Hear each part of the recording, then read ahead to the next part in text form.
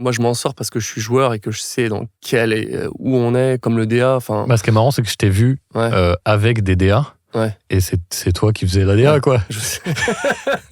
Je fais, mais le DA, je sais pas pourquoi il est payé. Il devrait se barrer et boire un café, quoi. Et si je vous faisais une petite intro un peu enrubée pour vous présenter un invité qui n'a pas besoin de présentation. Il est pour beaucoup la voix de Spider-Man dans plusieurs itérations du super-héros de Marvel, mais aussi Titeuf, l'écolier de Zep, Harold de la trilogie d'animation Dragon, ou encore Christophe dans La Reine des Neiges et Robin Trépide dans Kim Possible. Il suit régulièrement les comédiens Jesse Eisenberg, Paul Dano, Adam Brody, Jamie Bell et Andrew Garfield. Il fait aussi Kieran Culkin dans Succession. Donald est depuis 2004 la voix d'habillage de Energy aux côtés de Richard Darbois. Et puis il y a son hobby favori, les jeux vidéo. Delsin Rowe dans Infamous Second Son, Lucio dans Overwatch, Sora dans Kingdom Hearts. Aujourd'hui animateur de sa chaîne Twitch et de l'émission Stream VF dans laquelle il parle de sa passion du doublage, une partie de sa vie. L'autre partie, c'est au pilotage qu'il la dédie. Alors, écoutons-le nous parler du monde qui est le sien.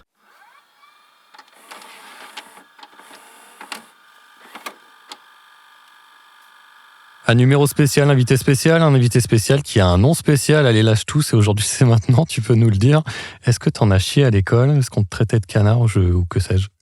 Ah oui, j'ai pris tarif, bien sûr. Mais aujourd'hui, c'est bien, parce qu'aujourd'hui, je dis Donald. Et plus besoin de dire le nom de famille. Ah oui. C'est pratique. Court. Mais oui, j'ai pris tarif, hein, clairement. Oh, putain. Ça a été compliqué. Ça a duré longtemps. J'ai arrêté l'école traditionnelle en 4e. Après, j'étais encore par correspondance, donc forcément... Ah ouais.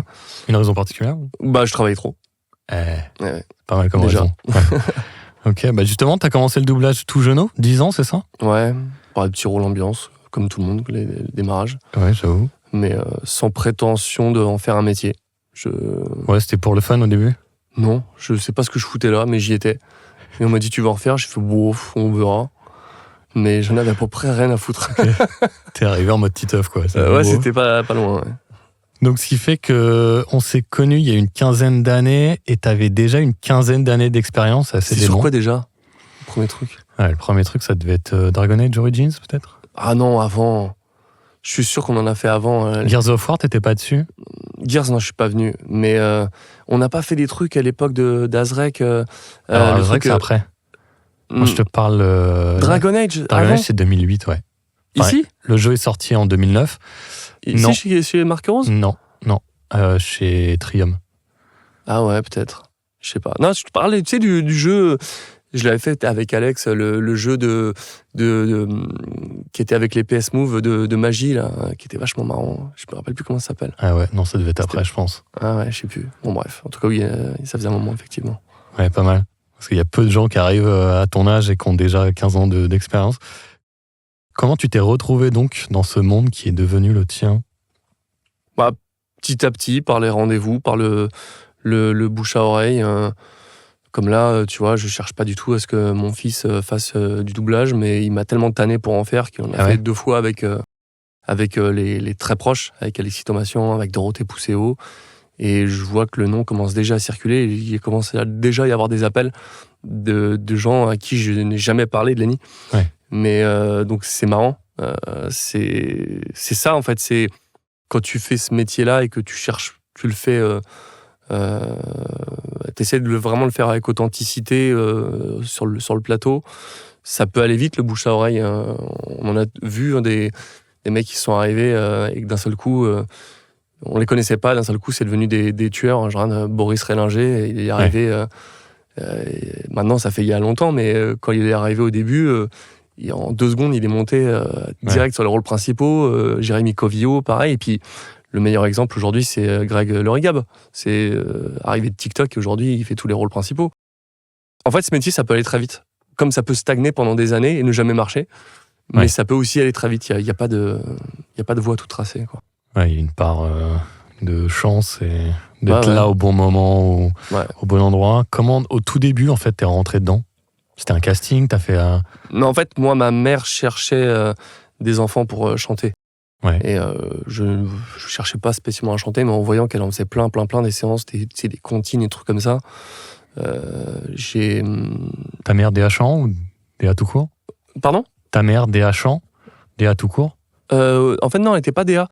Oui, c'est pour ça que je me dis DH1, en un mot, je me dis qu'est-ce qu'il me raconte DH1, c'est quoi ce nom de famille? Non, en fait, elle connaissait Claude Lombard qui, elle, faisait elle faisait pas trop de doublage de films, de musique à l'époque, mais elle faisait pas mal de CD, de comptines, et elle le faisait avec ma mère, parce que ma mère était choriste. Ah, ok. Il y a très longtemps, tous les artistes comme Dassin, Sardou, et c'est comme ça qu'elle a rencontré mon père, qui était éclairagiste de Supertramp, de tout ça. Donc ils étaient vraiment dans le milieu du show business, mais pas du tout comédien. Et donc du coup, elle cherchait des enfants pour chanter. Et elle prenait toujours mes potes. Et parce qu'elle voulait pas me pistonner.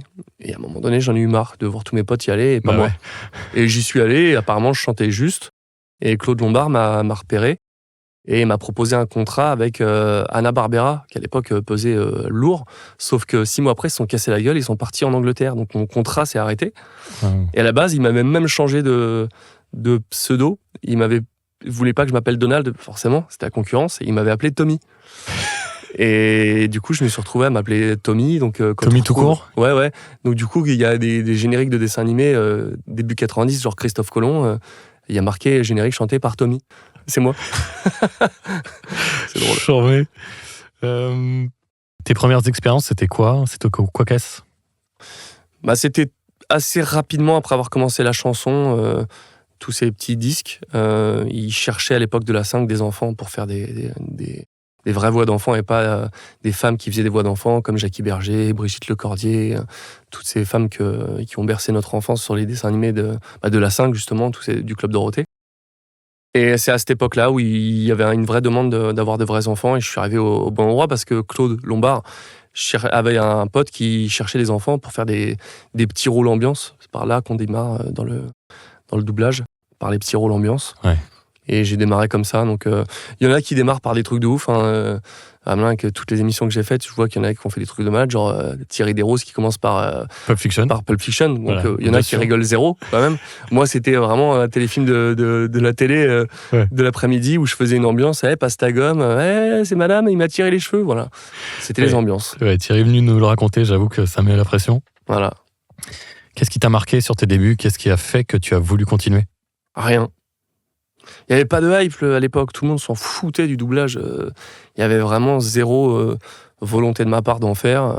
Et c'est marrant parce que j'ai un vrai souvenir de l'endroit où ma mère me dit « Tu voudrais en refaire » et je dis « Ouais, je sais pas ». Et je sais où j'étais à ce moment-là. C'est bizarre, hein. Ça faisait combien de temps que t'en faisais déjà? 1 heure. Ah oui, tu venais de commencer. Ouais. D'accord. Et j'en avais rien à foutre. Ça te bottait pas plus que ça. Ouais, parce que les ambiances, c'est pas drôle à faire. Le doublage, tout le monde s'en foutait. Personne ne savait ce que c'était. Même le fait de gagner un peu de thunes et de te dire... Il n'y avait pas de notion de thune. Il n'y avait pas cette notion-là. C'est pas pour les n'importe quoi, les 130 €. Enfin, c'était en francs, les 600 francs de l'époque, que je m'en foutais.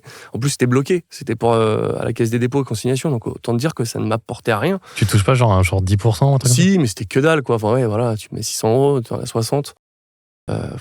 Oui, mais j'en avais pas besoin, tu vois. C'est pas comme la société a tellement changé à l'époque. Je t'apprends rien. Aujourd'hui, si tu claques pas 5,99 dans ton application pour avoir ton skin de merde dans le jeu dans lequel tu joueras plus dans 6 mois après, tu t'es en PLS.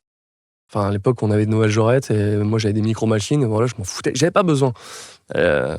Donc après, c'est vrai que quand j'ai commencé à grandir, j'ai pu me payer mes jeux, et c'est vrai que je m'achetais un jeu PlayStation par semaine. Tous les mercredis, je m'achetais un jeu. Alors ça, c'était très cool. Justement, j'allais te demander, quand t'es gamin, que tu commences à gagner ta life et que t'es fan de jeux vidéo comme j'ai pu l'être, qu'est-ce que ça donne comme combo, tout ça? Ça donne toutes les consoles, tous les jeux. C'est ce que j'allais dire, t'avais genre toutes les consoles Neo Geo comprises? Non, c'est la seule que je prenais pas, parce que j'aimais aimé les jeux de baston.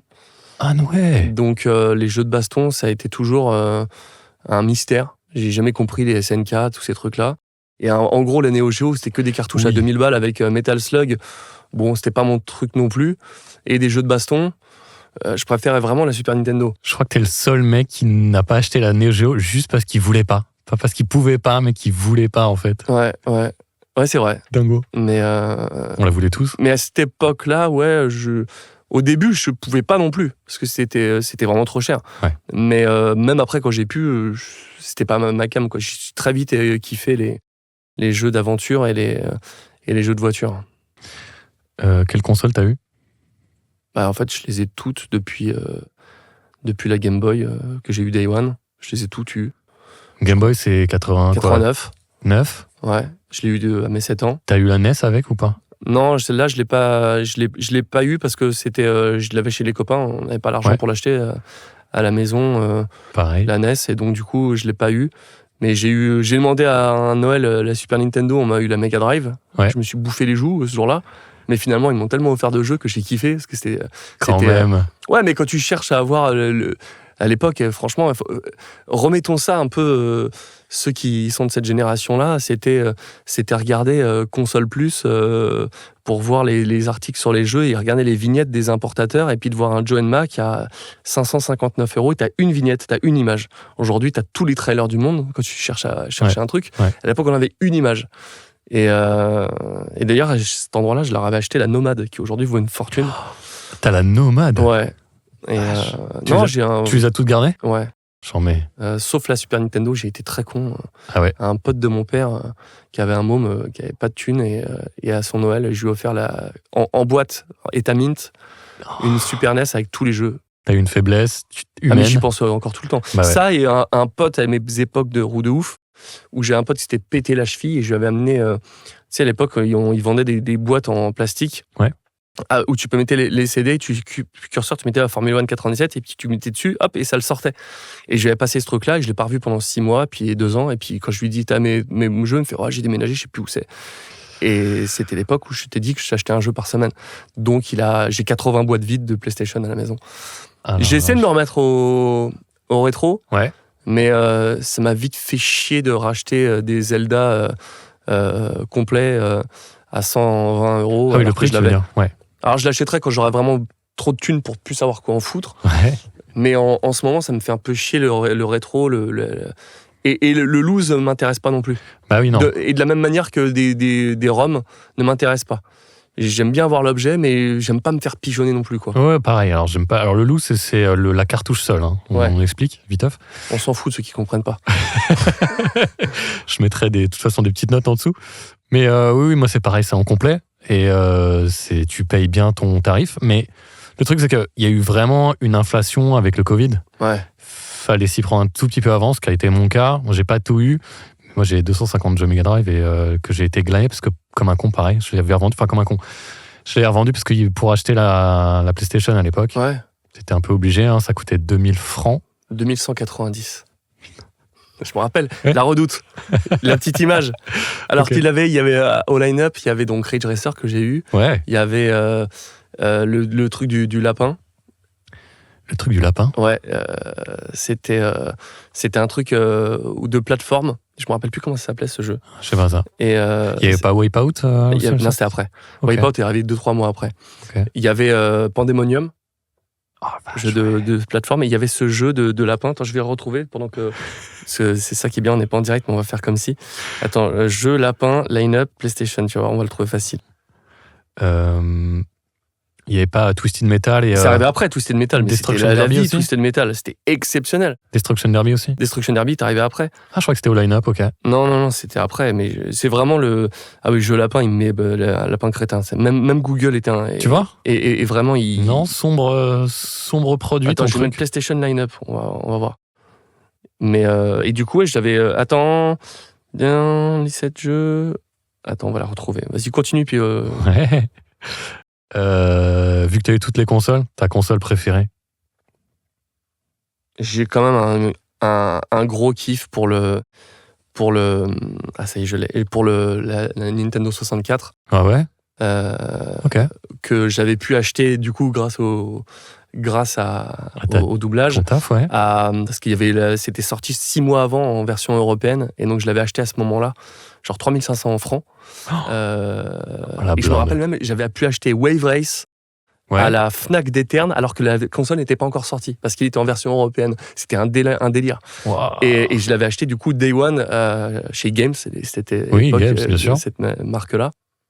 Et ouais, j'avais kiffé l'acheter. Je m'étais acheté Super Mario 64, j'avais eu les 120 étoiles.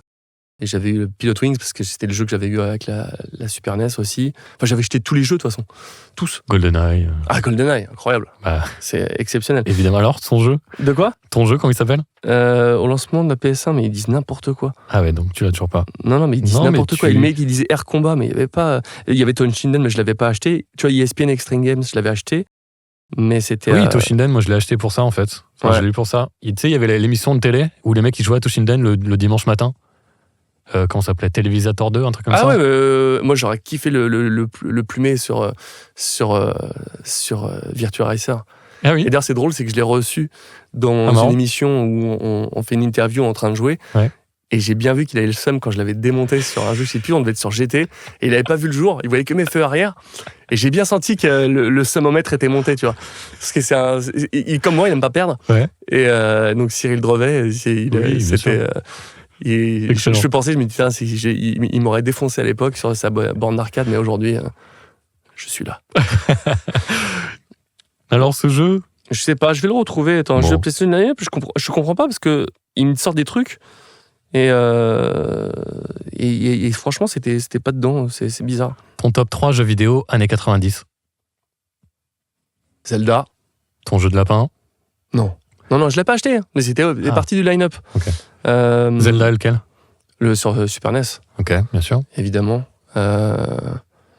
F-Zero, c'était une révolution aussi. Ouais. Cette Jeu 3D. de course. Un truc que j'avais fumé aussi, c'était cette cassette qu'on trouvait de ce qui allait sortir dans la Super Nintendo.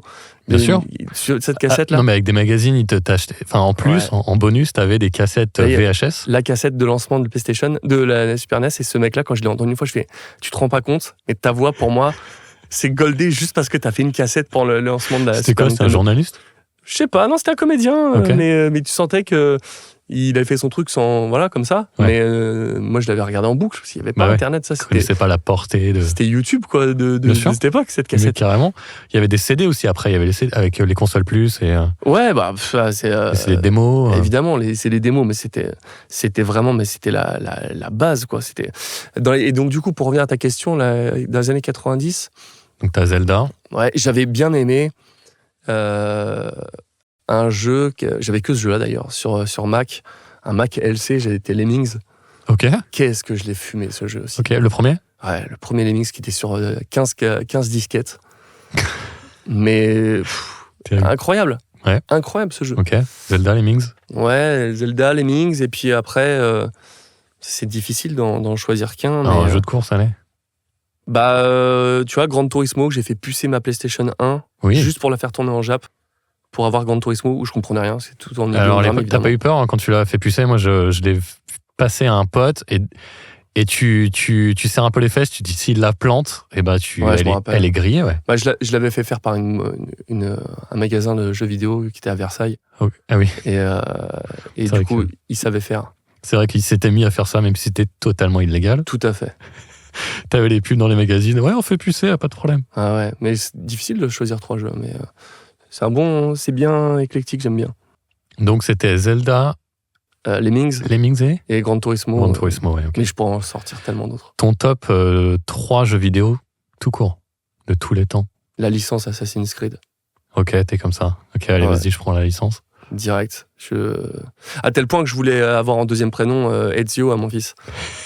J'ai Ezio tellement aimé. Auditor, Non, mais ce qui est deuxième ouf, plus, c'est alors. que Ubi, c'est Gogol. Je le clame haut et fort que j'aime Assassin's Creed depuis 10 Ouais. ans sur les réseaux. Ouais. J'ai tous les collectors à la maison, ils sont tous affichés, j'en fais des stories, tout ça. Ils m'ont jamais proposé un rôle d'assassin. Tu sais que t'es dans la pièce même où ils ont enregistré les 2 premiers. Bah, je sais. Oui. Je sais, il y avait même un petit Ouais, à derrière la côté. vitre du studio où on est, il y avait un petit Altaïr là. Il est toujours là, ouais. Il est toujours là. Voilà. Ouais. Non, incroyable. En fait, ce que j'aime là-dedans, c'est que c'est une plongée dans le passé. Et ce que j'aime, c'est de se dire, alors évidemment, ça va pas être comme ça au pixel près, mais tu peux te dire, ah ouais, donc c'était comme ça à l'époque. Et c'est ça que j'aime, cette plongée dans. C'est la première capsule à remonter dans le temps crédible. Et je trouve ça phénoménal. T'as une passion pour l'histoire particulière ou? Mais pas spécialement. Ouais. Mais cet univers-là, moi j'ai fait tout mon Covid sur Odyssey, Ouais. 170 heures, platine. En fait, j'ai le platine de tout le solo. À chaque fois, ils ont pété les plombs. S'ils m'écoutent, c'est bien. Vous avez pété les plombs, les gars, sur le multijoueur, sur Assassin's Creed. On vous a jamais demandé ça, les gars. On vous a jamais demandé un multi dans Assassin's Creed 2. Ça ne sert à rien. Se déguiser en fou, mais ça sert à rien, le multi. Sauf à pas avoir des succès qui, aujourd'hui, me rendent fou que je les ai pas. Et je les aurai plus jamais parce que les serveurs sont finis. Aïe, aïe, aïe. T'as pas platiné toute la j'ai tous les, saga. J'ai tous les succès de tous les AC. Sauf les premiers drapeaux du premier sur le. Il y a des drapeaux à Mascaf, bref, je dis là, j'ai pas trouvé, il m'en manque genre une dizaine. Ça m'a énervé, ça m'a saoulé. Ouais, et puis quand ça énerve, ça énerve. Ouais. Ok. Attends, du coup, j'ai répondu qu'à un. Donc, du coup, ouais. il y avait Assassin's Creed. Les Forza. Ouais. Forza, c'est un jeu. Quand Forza 2 est sorti en démo sur la Xbox 360, j'ai appelé un pote, j'ai dit faut que tu viennes, il y a un truc de fou qui est sorti. T'as pas acheté la console juste pour ce jeu ? Non, je l'avais déjà. En fait, je voulais m'acheter un écran plat et j'ai acheté l'écran plat et après je me suis dit putain, mais du coup c'est le moment d'acheter la Xbox et là j'ai acheté la Xbox avec plein de jeux, avec Tomb Raider et tout, donc je m'étais régalé à l'époque de Top Spin, oui. l'époque goldée de la Xbox, qui pour moi est la meilleure console largement devant la PS3 à cette époque. Ah ouais, ok. Et du coup, j'avais acheté cette Xbox et je m'étais éclaté à jouer à ça. C'était un énorme kiff, quoi.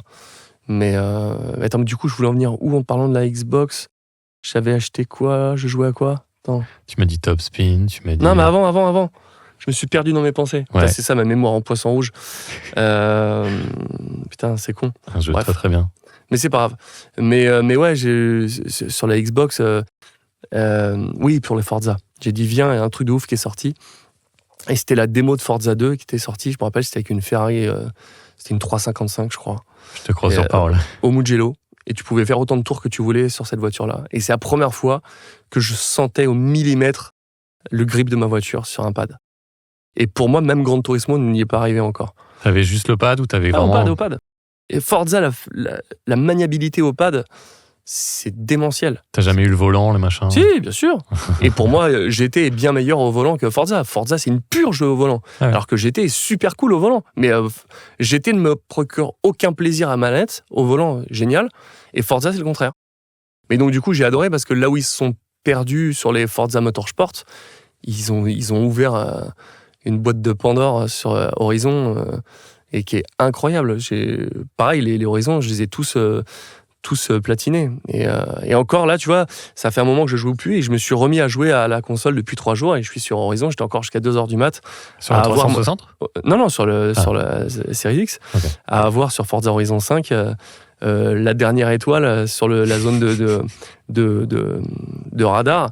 Il fallait passer 161 km/h, j'ai passé 2 heures dessus. Je te jure que j'ai du skill sur Forza. J'y arrivais pas. Je changeais de voiture, je me dis putain, mais il faut faire quoi ? À réveiller toute la famille, gueuler. Non, j'ai une pièce pour ça, pour le jeu, c'est cool. Et ton troisième jeu alors ? Je vais rester sur la 3.6. C'était Rainbow Six Vegas. Ok. J'ai des souvenirs avec mon pote Jonath. On était à la maison, mais des fois, et c'est la seule fois de ma vie où on se faisait. On retournait, on faisait merde, il fait jour. Ah ouais. Parce qu'on faisait du coop, contre des ennemis de PVE, et c'était des zones à nettoyer complètes, mais on avait un tel feeling tous les deux qu'on faisait vraiment des trucs coordonnés. Fait ok, attention, top, go, contact, gauche, ok, clap, clear, gauche, ok, je sécurise, envoie une flash, pouf, ok, c'est bon, greux. Et tu vois, c'était un kiff. Jouer à ce Vegas là et toute cette époque de Rainbow Six que j'ai pas aimé dans Siege par exemple, où j'ai joué un peu mais j'ai pas plus kiffé que ça et ouais, ça je kiffais ce truc là, c'était un grand kiff, quoi. C'était quelle année ça ? Je sais pas, c'était ça devait être du, tu vois, je mens un peu, ça devait être du début 2000 ça. Okay. Non mais on n'était plus sur les 90, ouais c'est ça devait être du 2005-6. Ouais. Mais ouais, trop bien, trop bien. Tant qu'on est dans le gaming, t'aimes tellement ça que t'as décidé de créer ta chaîne Twitch, puis YouTube. C'était quand ? Pourquoi cette idée ? C'était grâce à la PlayStation, parce qu'il permettait de streamer via la PlayStation avec une PlayStation caméra et puis un kit oreillette, et puis tu streames. Et je me suis dit, tiens, ça peut être cool de découvrir Spider-Man avec le public, pour de vrai. Vraiment le découvrir. Et de là est né StreamVF. Et puis la chance que j'ai eue, c'est de rencontrer Squeezie 2 jours avant, qui m'a dit « C'est génial ton concept, vas-y, je te host ». Donc, premier log, c'est 1500 personnes. Je me rendais pas compte que ça reviendrait pas souvent comme ça. Mais du coup, ça m'a donné envie de continuer et de faire ça avec les autres potes qui faisaient du doublage de jeux. Sauf que je ne t'apprends rien, c'est tout le temps les mêmes comédiens qui font les rôles principaux des jeux vidéo. T'as Martial Luminous sur le premier jeu, et puis Martial Luminous sur le deuxième. Et puis t'as Boris qui fait le grand méchant sympa, et puis Boris qui fait le deuxième grand rôle principal sympa. Non, bon, bref, on tourne souvent sur les jeux vidéo, sur les héros, sur les mêmes. Et mon concept, arrivé au bout de 2 saisons, est arrivé au bout. J'y arrivais plus, en fait, parce que des jeux où j'avais pas assez de notoriété pour avoir les jeux très en avance, ce qui fait que là où j'ai compris qu'on pouvait plus le faire, c'est que tu vois, par exemple, Cyril Monge qui fait la voix de Joel dans Last of Us, faisait le méchant dans un Far Cry. Ouais. C'est 5, je crois. Et celui d'après, donc ça se termine sur lui, sur la dernière image, ça se termine sur lui. Nouveau jeu, et on sait qu'il est dedans. Je l'invite. Et en fait, non. On le voit que c'est 2 jumelles, les méchantes, dans celui d'après. Et donc, du coup, on le voit que après. Et donc, du coup, je me rappelle, j'ai appelé Carole Quinten. Je dis, Carole, quand est-ce qu'on voit le personnage de Cyril Monge? Elle me dit, ah bah putain, c'est loin, faut que tu rushes. Donc, j'ai dû rusher 7 heures de jeu dans la nuit pour arriver à la sauvegarde nickel. Et commencer le jeu, faire l'intro et aller chercher avec une autre PlayStation, avec un HDMI qui n'est plus qu'à débrancher sur une autre PlayStation pour arriver sur cette sauvegarde-là. Sur Playtale, heureusement, à l'époque j'étais chez Webedia, chez Jeux Actu, ils m'avaient prêté leur sauvegarde, ce qui me permettait, avec Féodor Atkin, qu'on voyait au début et après plus rien jusqu'au chapitre 11. Ah ouais. Et donc du coup de pouvoir switcher, je me suis dit ça tient plus. Et donc du coup c'est là qu'on a bifurqué sur parler des carrières des comédiens. Et en arrivant au bout de ce concept-là, où finalement ça ronronnait un petit peu, je me suis dit, il faut qu'on parle des licences. Parce que ça me permettait de pouvoir inviter les gens sur d'autres licences. Et, quand tu parles de licences, des franchises genre là, The Boys, une des dernières, où j'ai Jean-Pierre Michael, qui était déjà venu pour la spéciale Cyberpunk.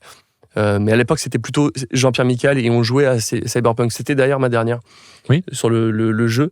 C'était un grand moment de solitude. J'étais tombé sur un réal qu'on m'avait recommandé. Il m'a dit, oh t'inquiète pas, je te fais la réal et le son. Et c'était Pierre Richard, le gars. Que des merdes dans tous les sens, la caméra qui tombe de son axe, le micro qui se décroche, et je m'étais un peu énervé. Jean-Pierre aussi, je sentais que c'était pas du live.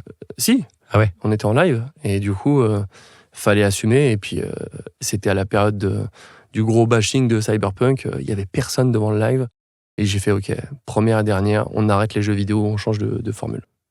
Et voilà. Ok, ouais, c'est pour ça. Ok, bah, je voulais savoir pourquoi tu avais switché comme ça de concept. Ouais. J'ai la réponse. Qu'est-ce que l'expérience t'a apporté depuis que tu as commencé StreamVF? Bah de kiffer un nouveau métier d'animateur. Ouais. Je trouve ça trop marrant. C'est trop sympa, et j'aime que le live en fait. J'aime quand après, alors je m'écoute jamais, comme dans les jeux des doublages, je m'écoute jamais, mais je regarde jamais les émissions que j'ai faites, mais j'aime savoir que je me suis trompé pour essayer de m'améliorer, et que quand je me suis trompé, j'essaie de me rattraper pour que ça passe. T'avais besoin de commencer quelque chose de nouveau après avoir maîtrisé la synchro? Ouais, peut-être un peu. Ouais. Et puis j'ai jamais aimé le théâtre. Ouais. Aujourd'hui, il faudrait me payer ultra cher pour que j'aille au théâtre tous les jours. Ça me plaît pas plus que ça. Je l'ai fait une fois, mais... C'était pas un kiff. Ouais, non, je brûle pas sur les planches. Et je retrouve un peu ce que j'avais trouvé sur le théâtre du live avec Twitch, où voilà, quand mon réal me dit, il me fait son décompte, je sais que, à moins que je dise non, stop, il lancera. Ouais. Et après l'émission, elle est lancée et on va au bout. Et on n'a jamais interrompu une émission, on est toujours allé au bout. Même quand il y a eu des merdes, tout ça, on est toujours allé au bout. Donc c'est ça que j'aime, c'est le sans filet. Je me fais chier qu'en fait, quand on enregistre des émissions, et à chaque fois que j'enregistre une émission et je sais qu'on peut la refaire, tu peux être sûr qu'une fois sur 2, je refais mon intro, je refais mon outro. Ah ouais. Je fais non, c'est ça, et je parle à la caméra, je fais ça, on coupera au montage, on ne mettra pas. Et donc, du coup, il y a moins ce côté sans filet que j'aime beaucoup dans le live. Ok, je vois. T'as un objectif précis ou un but à accomplir avec StreamVF? Non. Juste un but, c'est de pas m'en répéter. En fait, j'aime pas faire la même chose tout le temps. Je vois. C'est ça qui me saoule dans le théâtre. Ouais. Le théâtre changerait tous les jours, je dirais, ah ouais, grave. L'impro. Oui, c'est-à-dire, tu as des trucs d'impro, Ouais. mais bon, j'ai une famille et c'est bien aussi de l'avoir, et l'impro, bon, voilà. Mais, et du coup, ouais, c'est pour ça qu'on voulait aussi éviter que StreamVF soit tout le temps pareil. On gagne pas d'argent avec StreamVF. Donc, du coup, c'est cool de pouvoir les remercier d'avoir été là sur ce truc-là, quoi. Donc, il y a beaucoup de prod, hein. Beaucoup de monde, de plus en plus de monde qui travaille sur cette émission. C'est pour ça que je dis que heureusement qu'on a notre sponsor, Acer, qui est là aussi, parce que sinon, c'est clair qu'on aurait arrêté, clairement. Tu dirais que c'est une grosse machine, que c'est lourd à... Ouais, c'est beaucoup de charge mentale. Ouais. Je suis content de la faire, l'émission, mais je suis surtout content quand on coupe et que c'est fini. Ouais. Et qu'on peut aller boire un coup parce que c'est bon, c'est fait. Allez, maintenant, c'est dans 15 jours. Je peux souffler. Sentiment de devoir accompli. Ouais, et puis que c'est pas évident. On est en petit groupe, donc du coup, on est sur tout plein de postes. Et évidemment, j'en suis le chef d'orchestre, donc du coup, ça me demande beaucoup. Mais C'est lourd à préparer. Ouais, c'est quelques jours. Quelques jours de préparation. Ouais. Et le plus lourd, c'est pas moi qui m'en occupe, c'est Moustache qui lui, je lui dis on est sur The Boys. Je veux 2 extraits de Butcher, 2 extraits de Protecteur. Trouve-moi un truc sur le making-of. Je fais un truc comme ça. Je veux ceci, cela. Il me les met et je dis ça oui, ça non, ça oui, ça non, ça. Ah, super, ça. Et voilà. Et c'est lui qui se fait chier à récupérer ça partout. À titre perso, quand tu sais que tu vas recevoir quelqu'un, tu te renseignes sur quelque chose en particulier ou pas du tout? Tu préfères l'impro et le feeling? Non, je fais des recherches. C'est moi qui écris mes questions. Ok. Mais combien t'as de questions par épisode? 5 pages. 5 pages A4. 5 pages A4 de questions. Et souvent, j'en ai trop. Mais je préfère en avoir trop que pas assez. Parce que tu vois, j'ai essayé une fois. C'était la spéciale Ratchet & Clank. Ouais. Et elle s'est mal passée. Il y a eu plein de problèmes techniques. Okay. Notamment, le mec qui était là en ingé, il n'avait pas vérifié que la PlayStation, les dialogues passaient. Donc, on a fait un StreamVF où on n'entendait pas les dialogues. C'était quand même un concept. Et du coup, j'avais pas préparé de questions en me disant... T'aurais dû demander à Martial de te les faire en live. Ouais, non, mais tu vois, c'était un moment un peu relou, quoi. Et en plus de ça, donc du coup, j'avais pas écrit de questions en me disant, allez, j'en ai marre d'écrire des questions, on va voir ce que ça donne en impro. Et en fait, tu te rends compte qu'avec la pression du live, du studio, du gérer ton invité qui te regarde dans les yeux et qui a fini sa réponse et qui attend que tu relances, le chat, le jeu, Carole Quinten qui était là, qu'il faut relancer aussi, et je me suis rendu compte en fait que avec le stress, j'avais rien à dire. Et donc l'émission était catastrophique, c'est de la merde. Ah ouais. Et t'as encore ce stress aujourd'hui? Même si tu l'as commencé il y a 5 ans, c'est ça? Oui, un peu moins, mais il y a toujours un peu de stress. En fait, ça dépend des émissions.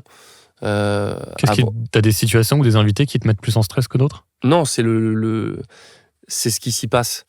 C'est par exemple, on a fait une émission à la Paris Games Week, comme je te disais, j'aurais pu me mettre à pleurer 20 secondes avant. J'étais au bord des larmes, j'étais dans un état de nervosité, un vrai j'aurais trac. pu exploser en sanglots. Ouais. Avant la Darbois, un peu beaucoup de trac, mais je savais que mon équipe technique était parfaite, et donc je savais que ça allait passer.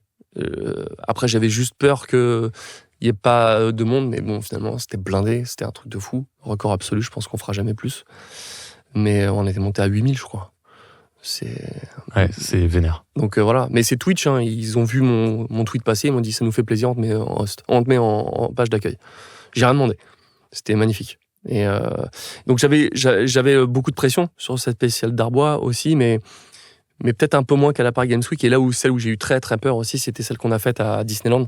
Ouais, c'était récemment, non? C'était le jour du GP Explorer, donc c'était le 7 octobre 2022. Ok, parce que j'ai vu que tu avais fait une OP à Disney il y a pas longtemps sur Insta. Ouais, en fait, je fais des podcasts. Et là, on avait fait des vidéos pour en faire la promotion. Ok. Donc, c'est sur les différents lands et tout ça. Mais à la Paris Games, à Disney, ce qui était flippant, c'est que on a géré ça à 2 avec mon associé et que il fallait penser à tout. C'est-à-dire que si tu oubliais un câble, c'était mort. T'es à Disneyland dans un restaurant. Et à Disneyland, c'était pas comme ici ou à Webedia, c'est-à-dire qu'on te dit vous avez de 17h à 17h15 pour faire passer les flag cases, c'est tout. Après, c'est fini. Ils veulent pas, pour gêner les spectateurs, Ouais, je comprends. Et que du coup, tu montes un studio de 17h à 20h, à 21h, t'es live. Évidemment, il y a eu quelques couacs et tout, mais bon, on a eu du monde et c'était cool. C'était une bonne émission. Le seul truc que j'ai pas pensé, c'est que les lumières se reflèteraient dans les vitres et qu'on voyait pas tout le beau décor de nuit de Disney. Ok, j'avoue. Et normalement, on aurait dû être sous le vaisseau, mais ils ont eu peur qu'il flotte, alors qu'il fait c'est super beau. On devait être sous le vaisseau des Avengers. Pas mal. Ce qui aurait été ouf. Ça aurait Et ce été qui est bien. dommage parce que c'était une soirée spéciale et les gens pouvaient pas rentrer dedans. Et on était un peu l'attraction principale, mais ils pouvaient pas le voir. Et j'aurais aimé qu'il y ait un attroupement, tu vois, autour. Ça aurait été... Mais c'était un vrai kiff. Et la confiance que m'a donné Disneyland en faisant ça, c'est ça qui me faisait peur, de me foirer là-dessus, qu'il manque quelque chose. Mais c'était mon réal, Nico, Cardel et Arthur Boulanger qui sont là de toutes les émissions, qui se sont occupés de tout, qui m'ont dit on a besoin de ça. Ils ont fait leur liste de courses, on leur a donné. Et ils ont assuré comme des oufs. C'est passé nickel. C'est pour ça que sur la Darbois, c'était eux, plus une autre équipe avec qui bosse tout le temps Nico. Et je savais que j'avais 5-6 personnes autour. Je me suis dit, ouais, c'est bon, ça va rouler, quoi. T'en as 3 qui peuvent claquer en route, t'auras toujours des... Ouais, puis là, on était à Paris, donc il y avait moins de stress, tu vois. Mais quand t'es à Disney, c'est chaud. Ah, c'est dans les champs, hein, c'est loin. Mais au moins, tu l'as fait, et puis tu feras mieux la prochaine fois. Puis tu sais que t'as leur confiance. Donc, ouais, et puis on est sur d'autres projets avec eux, donc il y a moyen que ça continue. J'en mets. Ouais, c'est un beau cadre quand même, hein, j'avoue. Ouais. Comment tu choisis tes invités, tes thèmes d'émission, actu, gré des envies En fait, c'était le problème, c'est ça, c'était que comme on est chez Studio Lincoln, mais qui nous mettent souvent à disposition le studio, évidemment, c'est leurs clients qui sont en priorité. Donc du coup, c'était pas forcément... C'est pour ça qu'on a parfois le mardi, parfois le vendredi, parfois le mercredi, parce que c'est eux qui me disent quand je peux y aller. Ok. Bon, là, j'en ai discuté avec eux, je dis que, ça devenait une torture mentale parce que à devoir gérer ça 2 semaines avant, des fois, j'avais des émissions que j'ai pu faire, c'était pas celle que je voulais faire. Elle était là en backup parce que l'équipe que j'avais prévue était disponible le mardi et là, c'était le mercredi. Ok. Donc là, on en a discuté, on va essayer de le prévoir au moins 3 mois à l'avance pour qu'on puisse faire un calendrier et qu'on ait vraiment le temps d'appeler les comédiens et de pouvoir faire des choses bien sur le bon timing parce que évidemment que tout le monde n'est pas dispo le même jour et que voilà. Moi quand j'envoie un SMS pour me dire est-ce que tu es disponible le mardi et je sais que c'est chaud, tant qu'il m'a pas répondu, je suis pas tranquille. Quand il me dit ouais c'est bon, je sais que c'est mon rôle principal, déjà je sais que je peux construire l'émission. Ouais, les gens se rendent pas compte à quel point il y a de la prépa, même si on est un peu coolos, un peu machin, il y a une grosse prépa pour faire ce genre de choses. Ouais, c'est clair. Toi encore plus. Hein. Est-ce qu'il y a des trucs que tu te refuses de dire ou de faire ? Ouais, j'essaie d'être toujours positif. Évidemment que je pourrais... Genre les émissions qui t'ont cassé les couilles parce que ça marchait pas ou machin, avec Jean-Pierre. Ouais, mais en fait, non, c'est pas les émissions... parce que tu vois, après Jean-Pierre, il est venu 2 fois, donc c'est toujours cool et ça se passe toujours bien avec eux. Non, c'est le truc que les trucs que tu peux pas dire. Parce que tu sais très bien que plein de fois, j'aurais pu me mettre le feu Internet sur plein de sujets. Ouais. Et je me garde. C'est pas les émissions, en fait, le sujet. C'est de manière globale sur les réseaux, c'est de savoir des trucs que je pourrais envoyer, mais c'est non-stop. Des missiles que je pourrais envoyer sur Internet, je pourrais en envoyer tout le temps, mais il faudrait que je crée un faux compte, limite. À cause de... Ouais. Mais parce qu'après, ça me retomberait dessus. À cause de NDA, à cause de... Ouais, voilà. Des trucs qui... On peut pas tout dire sur les clients. Ouais, voilà, évidemment. Ouais. Donc, c'est... Voilà, c'est... T'es obligé de... Mais en tout cas, je me force pas, mais j'essaie toujours d'être positif. Et que même s'il y a un truc qui me plaît pas, comme quand, par exemple, on a fait la Special Friends, j'ai pas enfoncé les comédiens qui ont repris derrière. Ouais. Évidemment qu'on en a parlé, parce que je peux ne pas en parler. Ouais. Mais tu dois rester factuel aussi, simplement l'évoquer. On la fera pas, mais j'ai pas fait d'émission sur le flic de Beverly Hills dans lequel j'ai doublé, mais si j'en avais fait une, j'aurais parlé avec Christophe Perrou de ce qu'il a fait, mais évidemment qu'on aurait parlé de Med et que tout le monde attendait Med mais on essaie toujours de rester positif. Le but c'est pas de dire regarde comparaison avant-après. Il faut rester dans un truc de positif et j'aime pas quand il y a du négatif. Des fois, souvent, il m'est arrivé de dire des trucs sur Internet et de les supprimer le lendemain parce que je me dis ouais, c'est con, pourquoi laisser du négatif, ça a aucun intérêt, et puis ça amène les gens pas cool, donc aucun intérêt.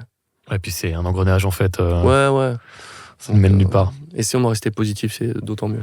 Ton émission t'a apporté une certaine notoriété publique. Qu'est-ce que ça te procure, cette notoriété? Penses-tu avoir voulu la rechercher? Pour quelles raisons, tu penses? En fait, c'est même pas mon émission, c'est les réseaux sociaux que j'ai piffé le premier. En 2012, j'étais tout seul sur Twitter.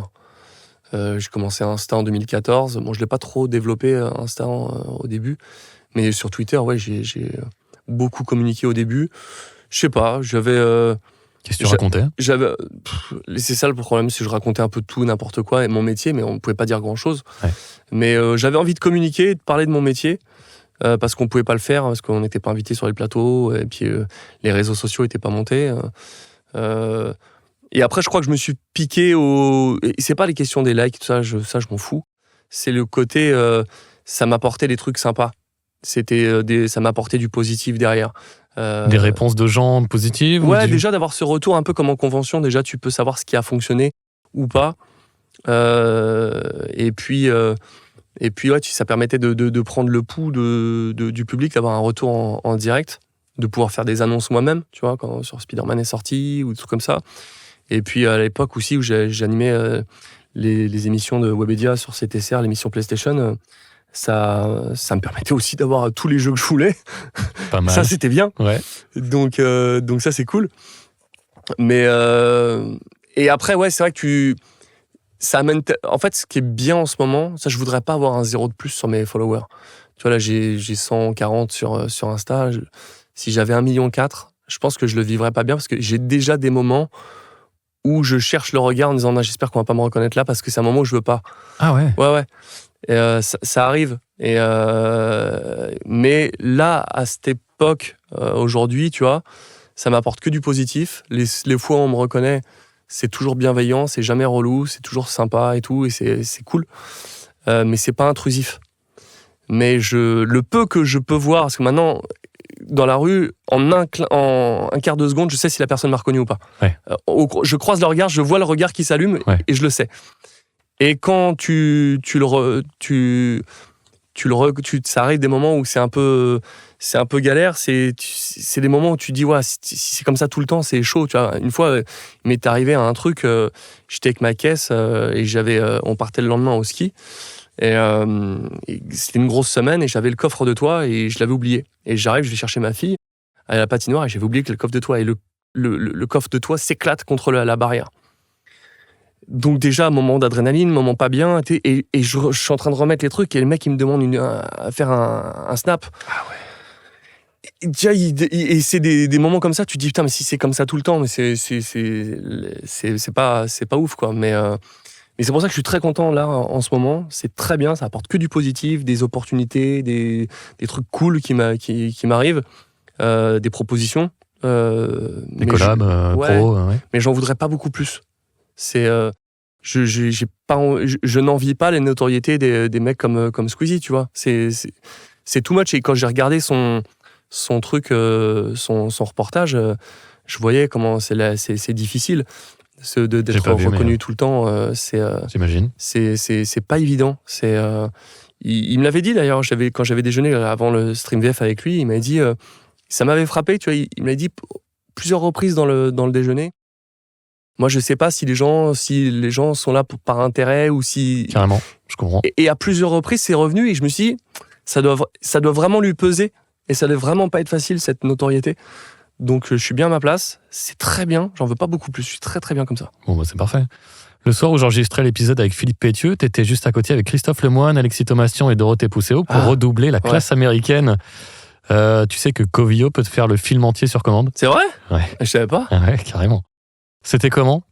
C'était cool. On a presque réussi à faire One Take. Enfin, on s'est pas vraiment planté. Ouais. On a bafouillé 2-3 endroits. Ouais, mais on a quand même fait un film en 1h10. Comment t'as obtenu les droits ? Je l'ai pas demandé. Ah, ok. Ah, je pensais que t'avais vraiment les droits. Okay, non, en fait, t'as des trucs, c'est whitelist, comme on dit, sur YouTube. Donc, ça te permet de diffuser des contenus sans avoir de problème de copyright. Quand le robot passe de YouTube, il voit qu'il y a un contenu Warner. Dans la quart de seconde, il va checker Warner. ce contenu-là, savoir si j'ai les droits. Il voit que ma chaîne est autorisée, pouf, il revient dessus, il dit OK, go. Et ça passe. Donc, comme la classe américaine, c'était Warner, et que je suis pas monétisé, j'ai pas pris 1 euro là-dessus, et qu'on n'a pas dit des trucs énormes, il n'y a pas trop de risques, et c'est bon enfant, on a rigolé. Ouais. Mais ce qui m'a motivé à me dire OK, ça passe, c'est que je l'ai trouvé sur une chaîne qui avait rien à voir, cette émission, ce film-là, qui avait 3 millions de vues depuis 10 ans. C'était là, démonétisé. Je fais bon, vas-y, go. Ouais, je comprends. En 2001, t'es choisi pour faire Titeuf dans Titeuf. Qui est Titeuf ? C'est un pédocule. C'est marrant parce que, comme Spider-Man, bon, c'était un peu plus évident, mais j'ai senti que c'était des rôles à pas foirer sur le casting. T'avais une petite pression ? Pas une pression, mais je me suis dit, ouais, là, vas-y. Moi, je parle souvent de pack de base. C'est que tu fais ton pack de base dans un studio. C'est quoi un pack de base ? Studio, en gros, c'est le truc qui passe partout, ça ira très bien. Mais le pack de base, là, il fallait pas le pack de base. Fallait sortir le truc complet avec les DLC et tout. Et ouais, j'ai senti qu'il y avait un truc à faire et que c'était un beau personnage. Et puis j'avais eu raison, c'était quelque chose de fou et qui est, 23 ans après, est toujours efficace, quoi. C'est qui Titeuf ? C'est une partie de moi. Ouais. C'est une partie de moi. Et c'est un... Ce qui est fou, c'est qu'ils ont pas refait d'épisode depuis 2016, mais qu'aujourd'hui, j'arrive à bosser avec Glénat et à créer des contenus sur les réseaux, sur YouTube, que je crée moi. Donc, je suis passé de comédien de Titeuf à comédien et producteur de Titeuf. C'est complètement fou. Ah, c'est dingue, ouais. C'est dingue. Ouais. Donc, c'est une grosse confiance pour laquelle je suis très reconnaissant. Qu'est-ce que cette série a de particulier ? Pourquoi un tel succès, selon toi ? Elle était là au bon endroit, au bon moment. Ça a été la série choc à pic de toute une génération. Et elle était bien placée sur la grille de France 3. Ils l'ont bien placée et sur Canal J aussi. Donc, il y a toute une génération qui a grandi avec. Donc, je pense pas qu'elle ait grand-chose de plus qu'une autre série d'avant ou d'après. Mais elle était là au bon endroit, au bon moment. Et elle était bien faite. Et dans le scénario et tout ça. Donc, c'était cool. En tout cas, ils ont bien bossé et aujourd'hui, ça se voit, on en parle encore, donc c'est cool. Toi qui aimes bien un peu improviser, un peu beaucoup même, ouais. Tu vois le texte, il te plaît pas, tu fais autre chose, tu le fais même à la volée la plupart du temps. Non, je ne changeais pas trop le texte sur Titeuf. Ouais. Okay. Sur les premiers épisodes, des fois, il n'y avait pas de chute. Et du coup, j'ai improvisé une chute pour qu'il y ait un semblant de chute. Okay. Sur les premières. Mais après, il n'y avait plus ce souci-là. Mais ouais, non, je changeais pas forcément le texte, mais c'est après que je me suis mis à prendre ces petites libertés-là. Mais non, Titeuf était... le personnage était suffisamment bien construit, avec des dialogues et des petits onomatopées et des expressions tellement à lui, tellement fortes. Toi, tu me disais... qu'est-ce qu'il y a de plus ? C'est ça, en fait. C'est tous ces trucs, ces personnages qui est fort, tout ce qu'il a construit, Zep, avec ses BD avant, et qui a pu se mettre en scène dans la série. Une vraie identité, quoi. C'est l'identité, parce que sinon, c'est juste un gamin qui va à l'école et qui fait des conneries. Hein, donc, au niveau aventure, on a fait mieux. Mais c'est le personnage qui est fort, ouais. En 2005, Énergie recherche une voix jeune pour contrebalancer avec Richard Darbois et son caisson de basse intégré. Comment ça s'est passé ? Est-ce qu'il y a eu un casting ? Sais-tu pourquoi c'est toi qui as été choisi ? Alors, moi aussi, je croyais que c'était 2005. En fait, c'était 2004. Est-ce que j'ai eu Marde, alors. Non, mais moi aussi, j'étais persuadé que c'était 2005. Ouais. Jusqu'à il y a 15 jours, où LinkedIn, ce réseau de boomers, m'a envoyé un mail pour me dire « Félicitations, ça fait 20 ans que vous faites Énergie ». Et j'ai fait « Ah, ok, donc c'était bien 2004, j'hésitais ». Et un effet papillon. Je faisais une pub pour Coca. Et effectivement, ils cherchaient un jeune... pour être avec Richard. Et ils m'ont entendu sur cette pub. Et c'est fou, comme de la manière où je me rappelais, après le premier doublage, je me rappelle où j'étais quand j'ai eu le coup de fil de Fredo, d'Énergie, qui était directeur antenne à l'époque, et qui m'a appelé. Et quand il m'a appelé, il m'a dit « Bonjour, je m'appelle Fredo, je suis directeur antenne Énergie ». Je savais ce qu'il allait me dire, la phrase d'après. Comme si c'était écrit. Je le savais, je fais « Oh putain, il va me proposer de faire la voix ». Et c'était ça. Et c'est cool parce que je l'ai revu à une fête Énergie Corsica Party il y a 1 mois et j'ai pu le présenter à ma femme et je lui ai dit officiellement merci, t'as changé ma vie. Et c'est classe parce que Énergie m'a tellement apporté, m'a tellement sauvé les miches pendant ces ces années de Covid, de l'année avec l'IA qui nous a pété les genoux et qu'il n'y a plus de taf. C'est Énergie qui m'a sauvé avec ce taf. Donc j'en suis hyper reconnaissant et de cette fidélité extrême, quoi. C'est comment d'être une voix d'habillage pour Énergie? C'est trop cool. Là, j'en sors. T'en viens, d'ailleurs, ouais. C'est 2 heures par semaine. 2 heures par semaine, à faire okay. Tous les textes, mais c'est énormément de textes. Hein. Là, il y avait 66 pages. Et ouais, c'est énervé. Hein. Donc, tu fais ça en combien de temps? On fait ça en 1h30, 2 heures, ouais. Ouais, 1h30. Il y a un ingé? Ouais, c'est le producteur, en fait. Ok. C'est-à-dire comme en fait, c'est lui qui va me dérocher et le monter. Si jamais je me foire, il me dit non, là, fais ça, fais ci. D'accord. Parce qu'il l'a déjà. Tu sais, c'est comme quand tu tournes une vidéo et que tu le réalises, tu fais le montage derrière.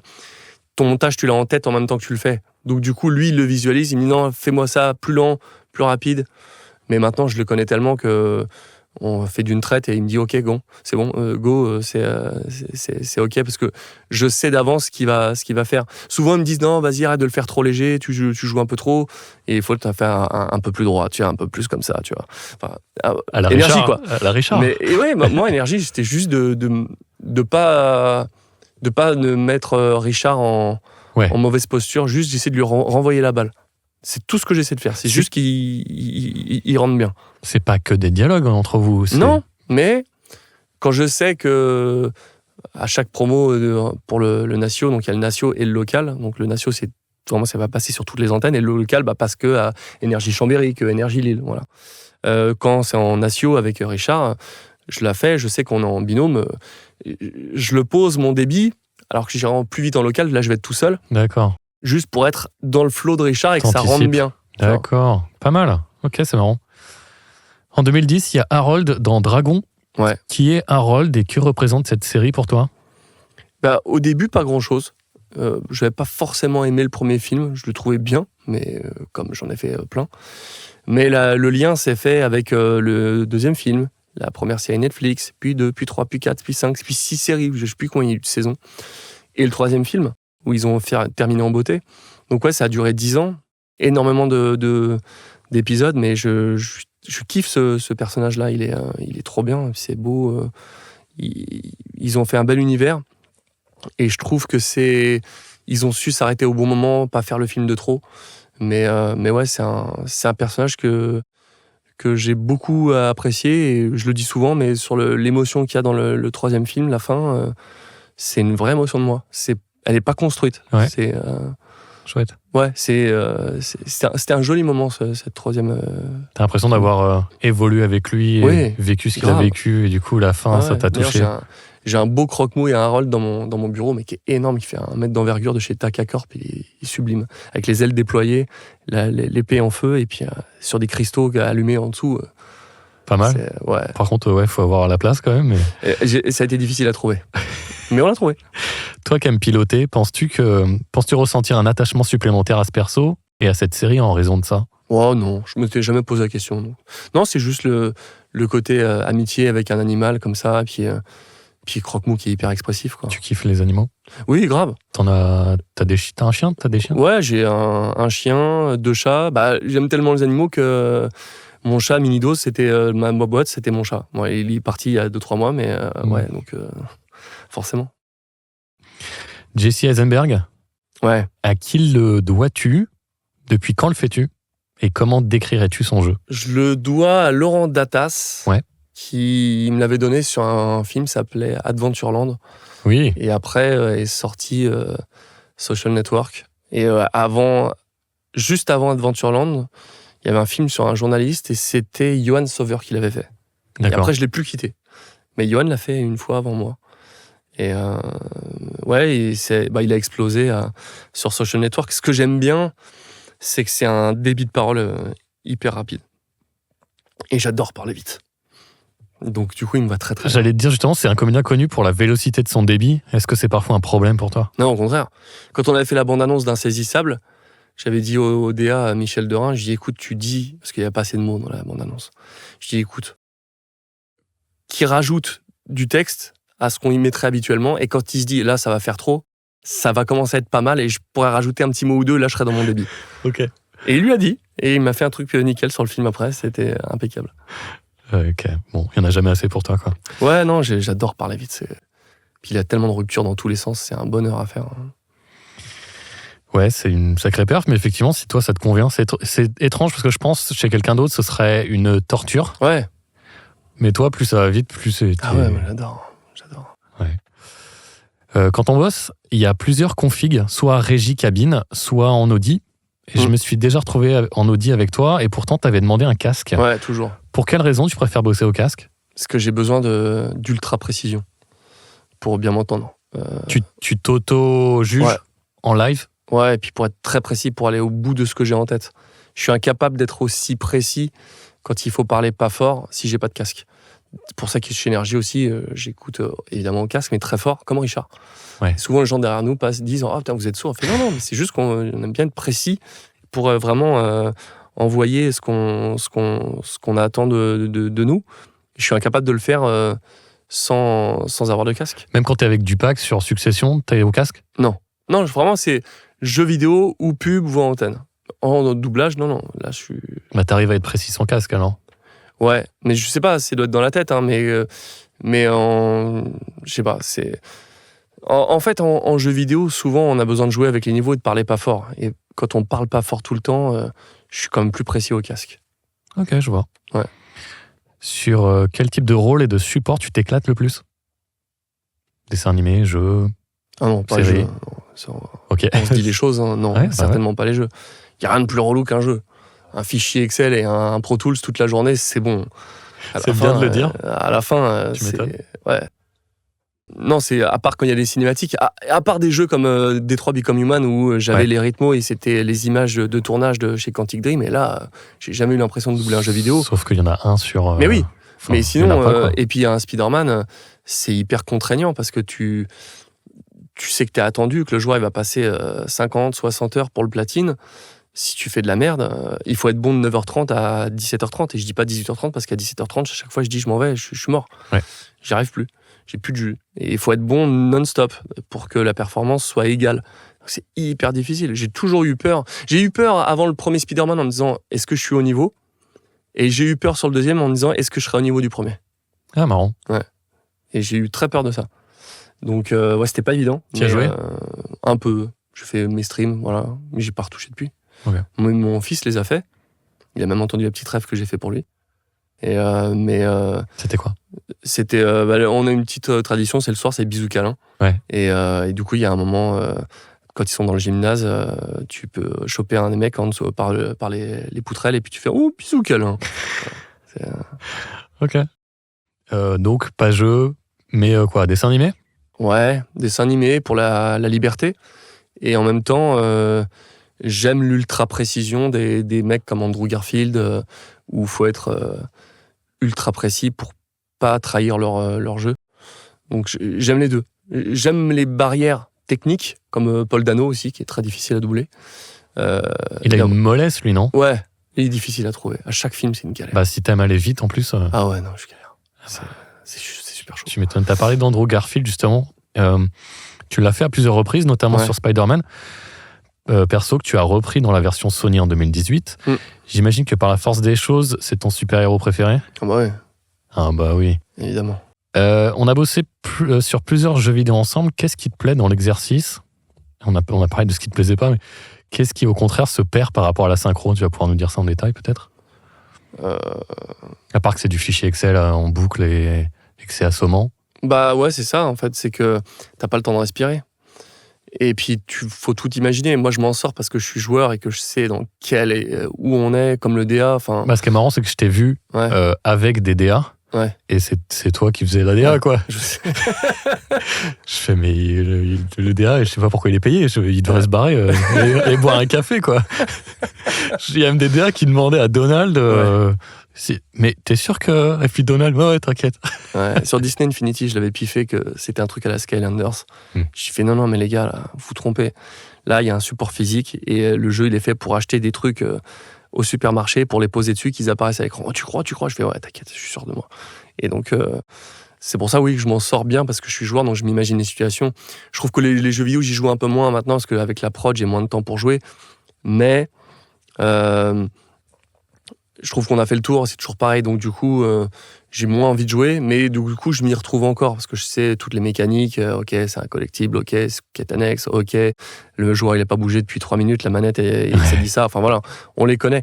Et je m'en sors comme ça, donc c'est ça que je trouve... il faut s'imaginer toutes les scènes tout le temps comme un livre, tout le temps. Quand je fais des formations pour des jeunes qui veulent démarrer, je leur dis à chaque fois, il faut que vous imaginiez un livre, et il faut que votre proposition elle soit suffisamment forte pour qu'elle soit nourrie, qu'on comprenne ce que vous proposez aux joueurs.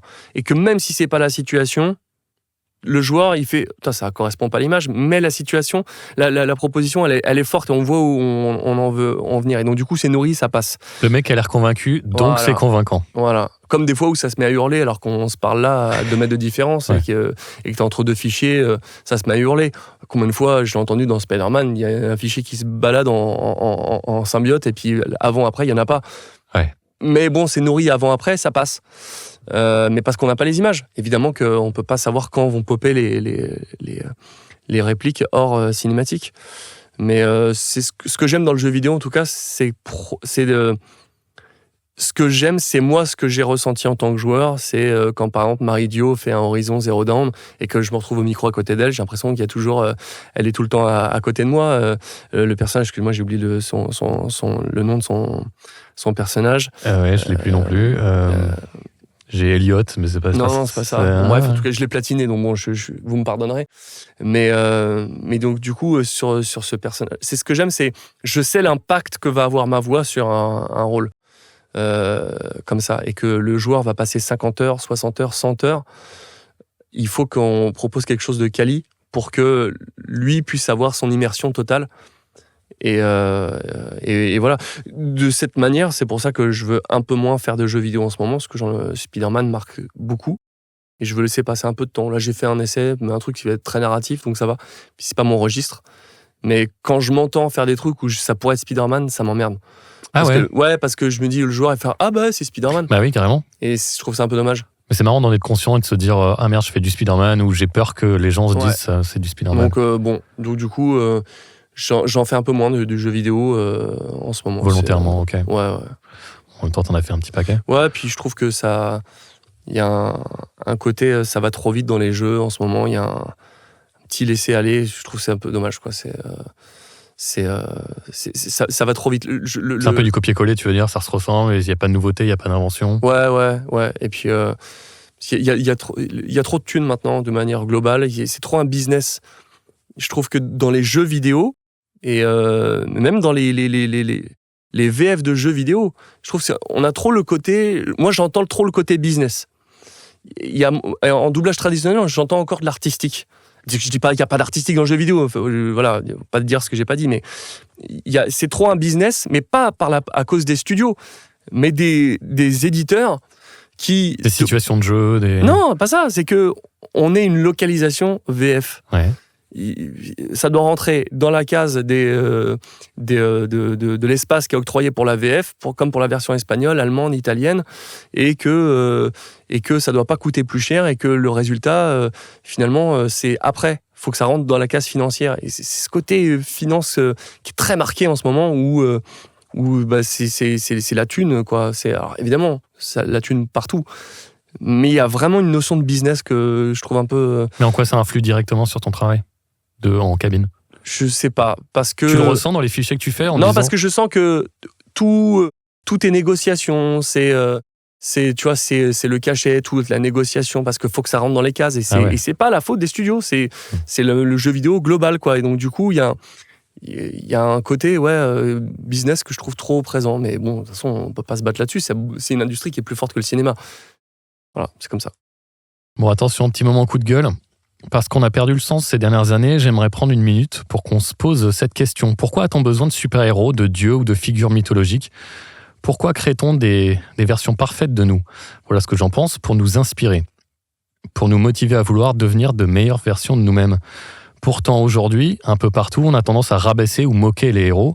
Je prends comme exemple ton perso, Peter Parker. Dans le 1, c'est le héros qu'on connaît tous et qu'on aime tant. Dans la suite, juste parce qu'ils veulent une fois de plus nous abreuver de diversité, sauf que pas la vraie, la diversité d'esprit, d'opinion, d'idées. Non, la fausse, la superficielle, la couleur de peau, la sexualité, la coupe de cheveux, comme si ça avait quelque chose à voir avec le récit ou la narration. Bref, Peter est relégué au second plan et dit avoir besoin de l'aide de Miles et lui dire combien, lui, il est vraiment très super fort. Sincèrement, est-ce que ça te fait pas un peu chier de dresser le portrait d'un super-héros affaibli et rabaissé volontairement pour n'être qu'un faire-valoir dans un jeu qui en plus porte son nom parce que Peter Parker c'est Spider-Man, Miles Morales c'est Miles Morales. Un peu vrai. Ouais, c'est sûr. C'est sûr. Il y a des trucs comme ça où tu sens que ouais, tu sais, même moi je sais pas où ils vont avec Peter Parker, même sur la suite, je sais pas ce qui va se passer.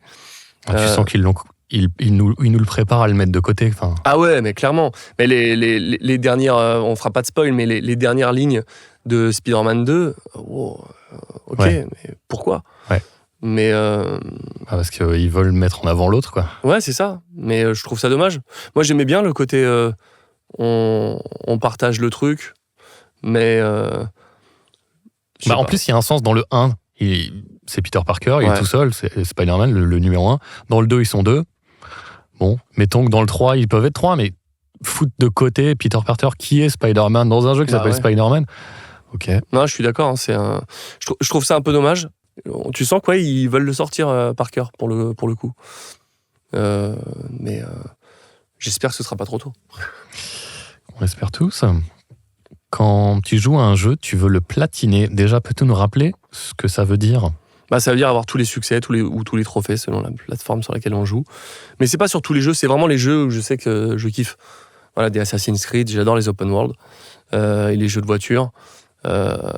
J'aime bien aussi, mais je platine pas tous les jeux. Mais j'aimais bien avoir plein de succès. J'ai beaucoup plus de succès que de trophées sur PlayStation. Parce que j'ai beaucoup plus joué la 360 qu'à la PS3. C'est quoi la différence entre un succès et un trophée ? C'est le succès à Xbox, trophée c'est PlayStation. Ah oui, d'accord.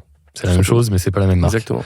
Est-ce que tu as cette approche jusqu'au boutiste dans tout ce que tu entreprends ou c'est simplement pour ton hobby préféré ? Non, ouais, c'est un vrai souci J'ai un vrai souci du qu'en dira-t-on, de perfectionnisme. Même là, quand je parle, je repense à ce que j'ai dit il y a 5 minutes en disant j'ai pas dit de conneries. Je vais réécouter la vidéo avant de te dire ok go, tu peux le dire, ou je te dirai il faut cut ça. Non, j'ai un vrai souci d'autocensure un peu. Ouais, d'autocensure, d'auto-jugement de moi-même. Je me juge beaucoup. Il y a une raison particulière ? Je sais pas. Tu sais, moi, je suis sous les airs, on peut croire un peu sûr de moi et tout ça. Je suis un vrai timide. Donc, du coup, c'est une façade que je fais professionnelle qui est comme ça. Mais donc, du coup, je doute beaucoup. Quand je lis des trucs négatifs sur moi, ça me touche vraiment. À tel point que j'ai des personnes de mon staff avec qui je fais les émissions qui, des fois, quand il y a des trucs, des cartouches qui m'envoient dans la gueule, ils m'envoient les liens. Genre, il y avait un forum sur jeuxvideo.com où les mecs qui passaient leur temps à trash talk sur moi et ils m'envoient le lien. Et j'ai lu les 6 pages et ça m'a blessé. Et pourquoi il te l'envoie s'il sait que ça te blesse ? C'est de la connerie. Mais lui, il sait pas que ça me blesse. Ah. Mais ouais, ça m'embête vraiment. Donc, et en lire autant, ça t'a pas permis, au contraire, de te détacher, de te dire bon, c'est juste des gamins qui s'énervent pour pas grand-chose. Non, mais c'est pas grave. Je me remets en question moi pour essayer d'être une meilleure version de moi-même chaque jour. Mais j'ai toujours l'impression que c'est pas assez. J'ai toujours cette impression-là. Donc. T'as toujours ouais. En fait, c'est pour ça aussi. Tout le monde dit ouais, t'es partout, tout ça, mais c'est que j'ai un tel, je sais pas comment dire. J'ai tellement peur que ça s'arrête d'une manière ou d'une autre, un truc, un autre, que j'en fais dans tous les sens pour que ça marche et que ça fonctionne et que mettre la famille à l'abri, que ceci, cela. Mais en tout cas, c'est pas une volonté de surmédiatisation, c'est juste de trouver des trucs pour que tu le vis comme de la prudence. Ouais, quelque part. Et puis j'aime bien quand ça s'active, quand il se passe rien, ça me fait peur. En fait, je me plains quand j'ai trop de taf, et quand j'ai trop de taf, je me plains que j'en ai trop. Mais c'est dramatique. Pourquoi ça te plaît pas quand t'es pépouze sur ton canapé en train de... Parce que c'est pour ça que j'ai arrêté les jeux ces dernières années, les derniers mois. Tu culpabilises ? Ouais. Je me dis putain, j'ai encore 12 mails en retard, je pourrais lancer tel concept, ça fait 2 ans qu'on est dessus, on le fait pas. Et donc du coup, j'y joue pas. Ouais, mais c'est dimanche, il est 15h, t'as pas le droit de... Ouais, je sais. Mais, et puis, 20 minutes après m'avoir dit ça, je vais passer 35 minutes pour essayer de monter à 8000 trophées sur Clash Royale, où je vais encore pas y arriver. Mais le jeu vidéo, pour moi, c'est synonyme de 3 heures de jeu, et que j'ai pas ces 3 heures de là, parce que je préférais les passer avec les enfants et tout ça. Et finalement, je me dis, je préfère aller scroller comme un connard sur Insta. Et finalement, tu t'aperçois qu'au bout de ta journée, quand tu regardes ton écran, t'as passé 2 heures sur Insta. Donc, c'est pareil au final. Ça aurait été mieux de regarder un bon film ou Ah, mais je le regarde. en famille. Je le regarde. Bon, maintenant, ils sont grands et ils sont vachement à geeker sur leur PC et tout. Donc, on joue un petit peu moins ensemble. Mais c'est vrai que il y a des trucs où je me l'interdis bizarrement. Et là, si je me faisais des réflexions en jouant ces derniers jours, je me dis, en fait, j'aime bien jouer encore. Parce que je me suis remis à Assassin's Creed Mirage, que j'ai pas fini. Ouais. Et c'est cool. Mais bon, est-ce que ça à la rentrée, quand le taf sera reparti, j'y autoriserai ? Je sais pas. Ah ouais, donc c'est même pas une histoire de temps chez toi, c'est une histoire de je me l'autorise ou je me le permets ou... Ouais. Il y a des fois où j'ai vraiment pas le temps. Quand je pars le matin, il est 8h et que je rentre, il est 22h. C'est évident que c'est des périodes où j'ai pas le temps. Mais des périodes où il y a des jours tranquilles, je sais pas, j'ai un souci là-dessus sur le temps libre en ce moment, clairement. Un vrai problème là-dessus. Bon, la course, Ouais. de moto d'abord, puis de voiture ensuite. Ouais. Qu'est-ce que la course représente pour toi ? Je sais pas, ça fait partie de moi. Je sais pas circuler en moto dans Paris. Demain, tu me mets un R1, un GSX-R, je prends 300 sur l'autoroute tout de suite. Faut que tout aille vite. Ouais, non, mais j'aime la vitesse depuis toujours. Mon père qui m'a un peu amené ça, mais j'ai toujours eu des bécanes depuis que j'ai 13 ans. Je pense qu'aujourd'hui, j'ai peut-être un peu moins maintenant, mais il n'y a pas si longtemps que ça, je pense que même après 15 ans, 20 ans d'arrêt, j'ai encore fait plus de bornes en moto qu'en voiture. Ah ouais. Ouais, j'ai vraiment beaucoup roulé, donc en compétition, en stunt. Je sais pas, j'adore ça, et puis je suis pas excellent, mais je suis pas mauvais non plus. Mais pas excellent, genre pas pour avoir les sponsors. Oui. Mais j'ai toujours été bien classé. Mais le but, c'est de s'éclater, c'est pas besoin de... Ah, la course, sponsor pour ça. Ah, la compétition, tu veux dire ? Ah ouais. Ah, t'es un compétiteur. Ah oui, je déteste perdre. J'ai ça dans le sang, quoi. C'est pour ça que tu joues pas en famille. T'as pas envie de mettre des torgnoles Ah ouais, c'est clair. Ouais. Et puis maintenant, ils savent jouer. Avant, je partais avec un tour de retard sur Mario Kart. Maintenant, même fille, je dois faire les étincelles violettes pour que ça passe, quoi. Parce qu'elle a du skill. Et ouais. Et mon fils, je suis sûr que si je fais un V1, il joue tout le temps à Fortnite ou même à Valo, je suis sûr qu'il me tue. Fils de gamer. Il a un vrai skill. Mais ouais, la compétition, je sais pas, j'ai toujours aimé ça. Je m'y suis tourné vers mes 16 ans et puis je pouvais me le permettre. Avant, je me payais des jeux, après, je me suis payé des courses. Et C'était ton choix à toi ? De quoi ? C'était ton choix à toi ? Ouais, je me suis toujours payé des bécanes. J'en avais régulièrement, j'en ai plein. Je crois que j'ai dû en avoir une quinzaine des motos. Ah ouais. Ouais. Et beaucoup de super motards, pour ceux qui connaissent, c'est des motos de cross avec des pneus de sport. Et puis voilà, on roulait comme des cons, on s'éclatait à l'époque de Rodouf et tout, avec Alexis Thomasian et Jonath, dont j'ai évoqué nos aventures sur Rainbow Six. Mais ouais, c'était une bonne période. Mais et je suis passé au stunt quand j'ai vu qu'en compétition, j'arriverais jamais à être pro et que je ferais jamais les filières équipe de France parce que je finissais toujours entre, voire large, entre 5 et 10.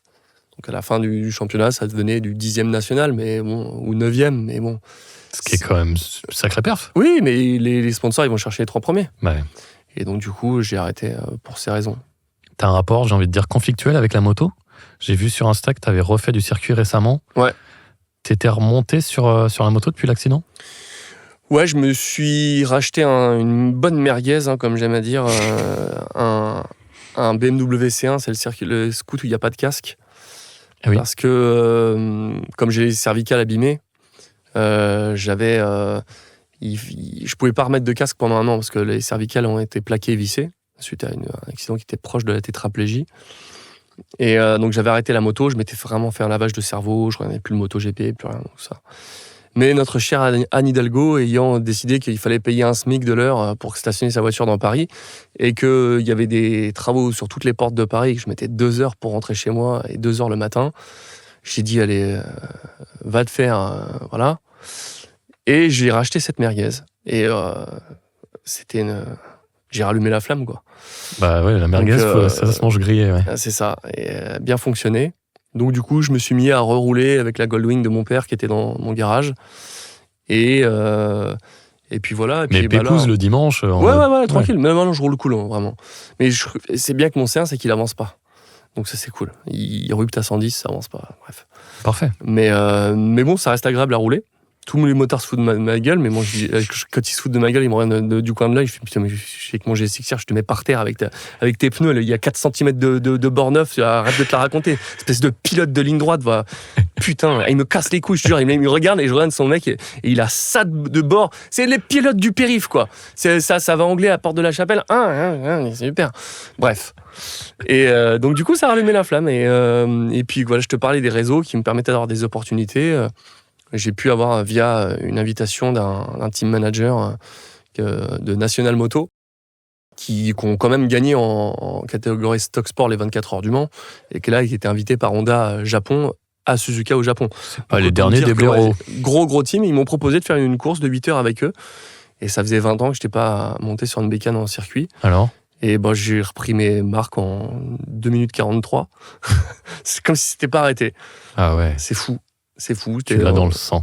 Ouais, c'est genoux par terre direct, quoi. Puis sans forcer, quoi. C'était cool. Mais après, je pense que j'ai perdu un petit peu, mais l'essentiel est là, les sensations sont là, donc ça, c'est cool, quoi. Qu'est-ce que tu dirais que la moto t'a pris ou t'a apporté ? Elle m'a appris des douleurs qui sont encore là encore aujourd'hui. Ah ouais, tu douilles au quotidien encore ? Ouais, toujours. Ouais. Oh, putain. J'ai longtemps été avec des antidouleurs forts, mais j'ai arrêté parce que je me suis dit, attends, je vais quand même pas acheter des antidouleurs jusqu'à mes 60 ans et passer pour le toxico à la pharmacienne. Ouais. Qui évidemment me prenait pour un toxico. Elle avait pas tort, mais bon. Ouais, de la morphine, madame, s'il vous plaît. Ouais, un peu moins, mais pas loin, quoi. Mais donc, du coup, ouais, elle a été cool parce que à rouler comme je roulais, c'était soit j'allais mourir, soit j'allais finir dans un fauteuil, soit j'allais m'en sortir miraculeusement. L'avantage que j'ai eu, c'est que j'aurais dû être dans un fauteuil. J'ai eu la moelle épinière qui a été pincée, mais pas sectionnée. J'ai joué 1 mm de fracture quand même. Et que du coup, je marche aujourd'hui, donc j'en suis reconnaissant. C'est pour ça que je déconne plus trop en bécane et que je veux plus avoir de sportive à nouveau. Mais ça m'a donné les meilleures années de ma vie, les années roue de ouf. C'était sur du stunt ou de la vitesse ? C'était du stunt de vitesse. C'est-à-dire qu'on était sur le périph' entre les voitures en train de faire des roues arrière et des roues avant. Ok. Et on roulait sans plaque, sans rien. À ne pas faire, les enfants. Oui, voilà, mais j'ai tellement souffert avec mes fractures qu'aujourd'hui je peux en parler. Je pense que ma peine, je l'ai prise. Donc j'ai pris un CDI de douleur. Donc c'est bon, je peux en parler. J'ai pas de souci là-dessus. Peut-être même j'en sortirai une vidéo un jour, mais bon. On verra.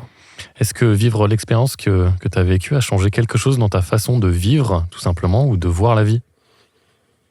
En moto, toujours ? Non, dans la vie, tu te dis, je suis passé pas loin quand même d'y rester. Ouais, ça aurait pu être une toute autre destinée. Et je suis content d'aujourd'hui d'être père de famille et d'avoir de beaux enfants gentils, sympas, et que j'aurais pu passer à côté de ce moment-là. C'est évident. Mais c'était un choix de vie et qui s'est bien terminé pour moi. J'ai d'autres potes pour qui c'est moins bien terminé, mais c'est cool parce que je suis passé de comédien où tout le monde s'en foutait, parce que le doublage tout le monde s'en foutait, et puis quand le doublage s'est démocratisé, que moi j'avais pris l'avance sur tout le monde sur les réseaux, je suis monté. Ça m'a donné du positif et c'était hyper cool. Et aujourd'hui, j'en suis hyper reconnaissant parce que ça apporte vraiment du vrai positif tous les jours.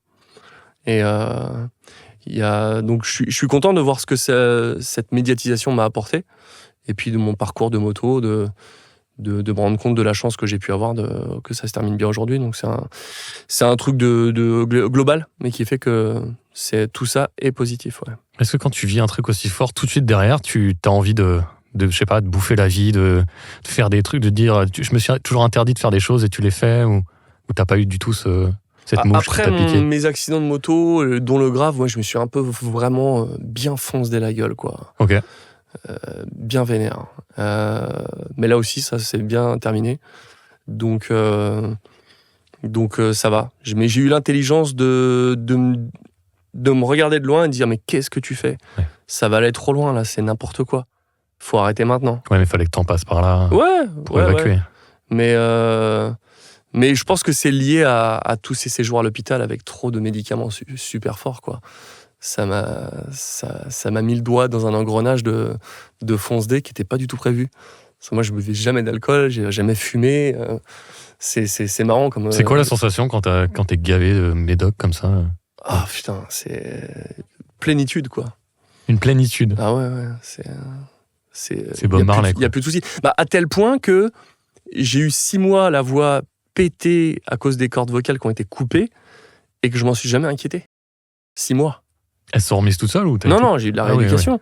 Mais c'était tellement foncé que je m'en... Pendant ça 6 m'inquiétait mois, pas. t'as pas pu parler ? J'avais la voix qui était pétée. Si je peux prendre cette voix-là, en fait, ça a été rééduqué, c'est-à-dire que j'ai plus que le côté droit qui fonctionne, c'est le côté gauche qui fonctionne plus. Mais si j'utilise... En fait, j'ai le côté gauche qui fonctionne plus, c'est le droit qui fait l'étanchéité sur les cordes vocales. Mais si j'utilise mes 2 cordes vocales, ma voix c'est comme ça. Ah ouais. Voilà, j'en ferai pas beaucoup plus, mais ma vraie voix, Ouais. si je parle comme ça, c'est ça. Et j'ai vu un docteur, s'appelait le docteur Montcharmont, et qui m'a rééduqué. Qui t'a appris à parler de la corde vocale Et c'est ça qui droite. me fait le petit grain dans la voix que je n'avais jamais eu avant. Ah. Ouais. Mais sinon, ma voix, elle est complètement flinguée, quoi.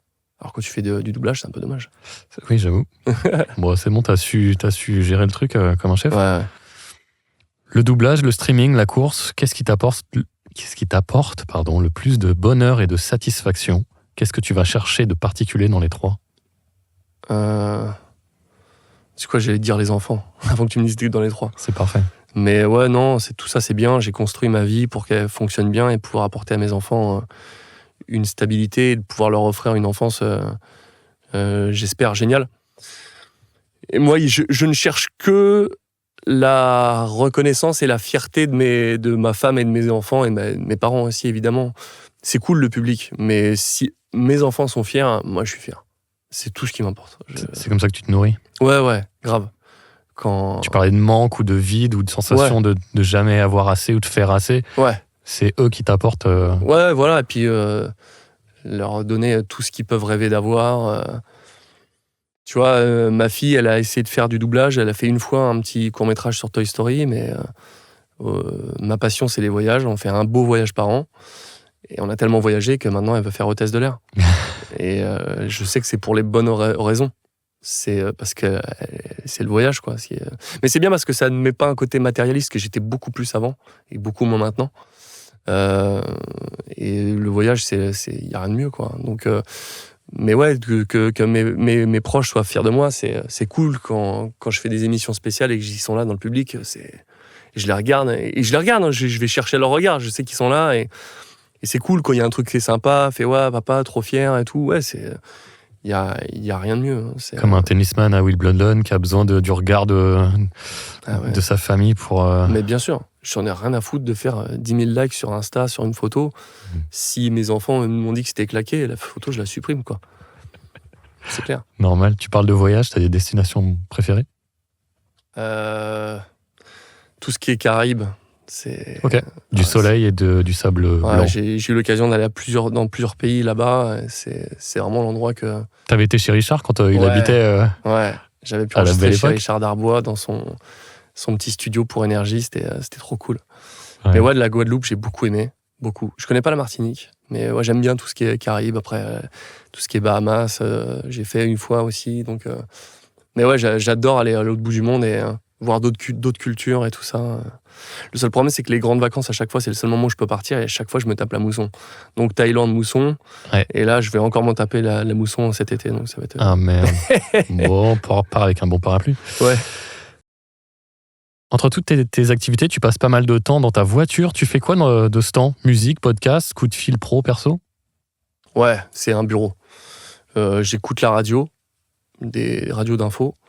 Mais sinon, alors c'est pas bien, mais c'est mail, SMS, c'est pas bien. téléphone. Non, c'est pas bien, mais bon, je dis la vérité. Vocalement, tu fais vocalement, bien sûr. Et bien évidemment. Non, mais il y a de la conduite automatique sur la caisse, donc du coup, c'est très pratique dans les bouchons. J'avoue. Quand t'as rien à faire, bon, bah là, du coup, t'es relativement safe. Ok, donc Mais c'est ta bon. bagnole, ton bureau. Ouais. Mais bon, maintenant, je suis en scooter tous les jours, hein, donc finalement, la voiture, je la prends plus. Hein. Là, t'es en scooter? Ah ouais, tout Ok. le temps, tous les jours. Le machin là, qui Ouais, sans casque. Ma merguez. Hein, ma merguez. Non, c'est devenu n'importe quoi à Paris. Ça me fait penser à la moto de Dragon Ball. Il C'est un peu a ça, ouais. il a ça. Non, ouais. d'Akira. Ah ouais, alors Akira, c'est la surclasse. Oui, mais tu sais, attention. le truc un peu rond avec le. Ouais, C'est vrai que dans Dragon Ball, il y avait ça aussi. mais t'as raison. complètement, ouais. Ouais. Ça fait plus en mode Twingo, mais bon, c'est pas. C'est ça, ouais, c'est Twingo Dragon Ball, quoi. Aujourd'hui, t'es reconnu comme l'un des meilleurs comédiens qui fait du doublage, mais toi, qui admires-tu au doublage et à l'image? Je vais parler du métier. Je vais en oublier, hein, mais c'est sûr que dans les grands, Richard Darbois, ça a toujours été mon modèle, c'est évident. Mais dans... Tu m'avais parlé de Poivet à la base, qui était Ouais, ton... bah ouais. Et j'allais dire, malheureusement, Patrick est parti. Un aussi que j'ai jamais invité à Stream VF, mais puis Marjorie France, sa fille, m'a dit qu'il serait venu, c'est Jacques France. Mhm. J'ai fait tellement de films où je faisais le fils de Mel Gibson, tellement de fois. Et par pudeur, je l'ai pas invité, mais j'ai un beau souvenir d'un film avec De Niro où je faisais Paul Dano et il retrouvait son père qui était clochard, qui lui travaillait dans le centre en tant que bénévole. Et c'était la relation entre les deux et j'y passais 2 jours avec Jacques. C'était un moment hors du temps. C'était un putain de projet. Je l'oublierai jamais, ce film. Et quelque part, je le savais en plus que c'était la dernière fois que je faisais un truc avec lui. Alors, Je le savais. Je sais pas pourquoi, je le savais. ouais. De la même manière que la dernière fois que j'ai parlé avec José Lucioni, aussi un de mes modèles, c'était ouf parce que c'était un moment qui était incroyable. J'étais avec Emmanuel Giacomi. Je faisais une convention en face d'un studio à Épinay-sur-Seine, un truc de fou. Et du coup, j'étais en pause, je dis, allez, je vais aller à Sonodi voir qui il y a. Et il y avait Lucio et Jaco. Et c'est la dernière fois que j'ai parlé avec Lucio, on parlait des amis à qui on n'a pas dit au revoir. Oh la vache. Ça me met les poils. Ah ouais. Et j'en ai reparlé à Jacomi après. Et je lui dis, Manu, tu te rappelles la dernière fois qu'on a vu José? Il me dit, oui, je sais. On s'est arrêté là. Mais lui et moi, Ouais. on a vécu ce truc et on a fait une photo. J'ai une photo avec... Je crois que je l'ai vu cette photo. et je ne fais jamais de photos en studio avec les potes. Ouais. Mais je sais pas. Là, on était tous les 3 à Sonodi, on discutait. Et il avait besoin de me dire les potes à qui il n'a pas dit au revoir et qui il avait regretté. Il y avait limite des pleurs. C'était vraiment de la vraie émotion, Wow. quoi. Wow. C'était fou. Donc ouais, lui, enfin José, tu vois, c'est parti des grands. Et l'autre jour, je l'ai entendu dans The Boys. Et c'est ce que je disais à ma femme. Je dis, putain, c'est cool ce métier parce que même quand ils sont plus là, tu vois, José, je regardais plus l'image et je l'écoutais parler et je le voyais faire. Ouais. Et il était devant moi, José. Et de la même manière, quand j'ai fait un stream VF avec lui sur Gears of War, José, il me vient, il fait, bah alors, on fait quoi? Il fait, bah on va faire un stream VF sur Gears of War. Il fait, c'est quoi ça? Je fais, bah, c'est toi qui fais le rôle principal, José, quand même. ouais, c'est quand même, et c'est moi qui l'ai Et dirigé j'ai- sur Gears of Ah bon, War. Donc je fais ça moi? Ah ok. Je lui dis, mais t'inquiète pas, ça se verra pas. Suis-moi, je te jure, ça va bien se passer. Et évidemment, ça s'est bien passé. Mais ouais, voilà, tous les grands, Roger Carrel, quand je faisais le petit dinosaure à la Vallée des Merveilles, qui faisait Petri, c'était complètement ouf. Et puis ouais, dans les plus jeunes aujourd'hui, je vais en oublier beaucoup, mais des mecs ultra talentueux comme ouais, Jean-Pierre Michael, Alexis Victor, Bruno Choel, Kurt Hill évidemment. Puis voilà, des Boris ou Jérémy Covillo, Rélinger. Ouais, tous ces mecs qui aujourd'hui partie des tauliers et qui ont. c'est fou comme ça a tourné super vite. Ouais, hein. ouais, grave. C'est passé de José à Boris. Ouais, donc je les admire beaucoup. J'adore les Damien Boisseau aussi. J'adore travailler avec eux, les convoquer parce que c'est des orfèvres et ils font le taf et ils puis, le font ouais, magnifiquement bien, quoi. On parlait de José, Boris, et ils ont un truc en commun, je trouve qu'ils sont tellement ils sont passionnés par ce qu'ils font. Et parfois, tu leur parles et ils regardent l'image, mais avec une intensité, Ouais. comme s'ils t'écoutaient pas, mais ils t'entendent très bien. Ouais. Et ils font ok. Et tu te dis, mais j'ai dit quelque chose non, il est possédé par complètement. par son métier. C'est Bien sûr. José avait ça. Ouais. Ah, il y a toujours eu des grands dans le métier, mais c'est vrai qu'il y en a beaucoup qui sont partis ces derniers temps, c'est vrai. Grave. C'était l'apothéose. Tout à fait. Apocalypse aussi.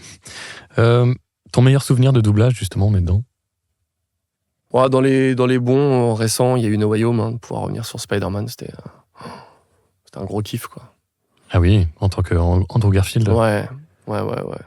D'ailleurs, tu vois, quand je vois là, ce qu'ils se font avec Stark, je me dis que tout peut arriver, encore dans le MCU, parce que passer d'Iron Man sur Doctor Doom. Ouais, c'est... Tu Bah, te dis que...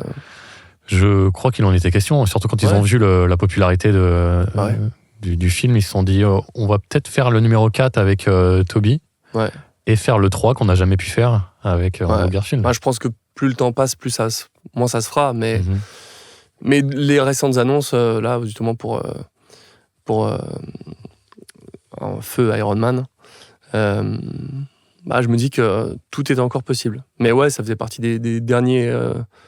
gros kiff, mais de toute façon de doubler Andrew Garfield de manière globale, mais sur Spider-Man, c'est ouf, quoi. Tu l'avais fait dans le film de Scorsese ? Ouais, j'en mets. Ah ouais, c'est... D'ailleurs, je crois qu'il est pressenti pour faire Jésus-Christ dans un prochain Scorsese. Wow. J'ai vu ça sur Internet, on dit qu'il va faire tel film, donc c'est pas fait. De la même manière qu'il disait qu'il ferait Frankenstein, finalement, il le fait pas, donc on verra. Ouais. Il peut se passer des choses entre-temps. Oui, tout à fait. À quoi aspires-tu aujourd'hui ?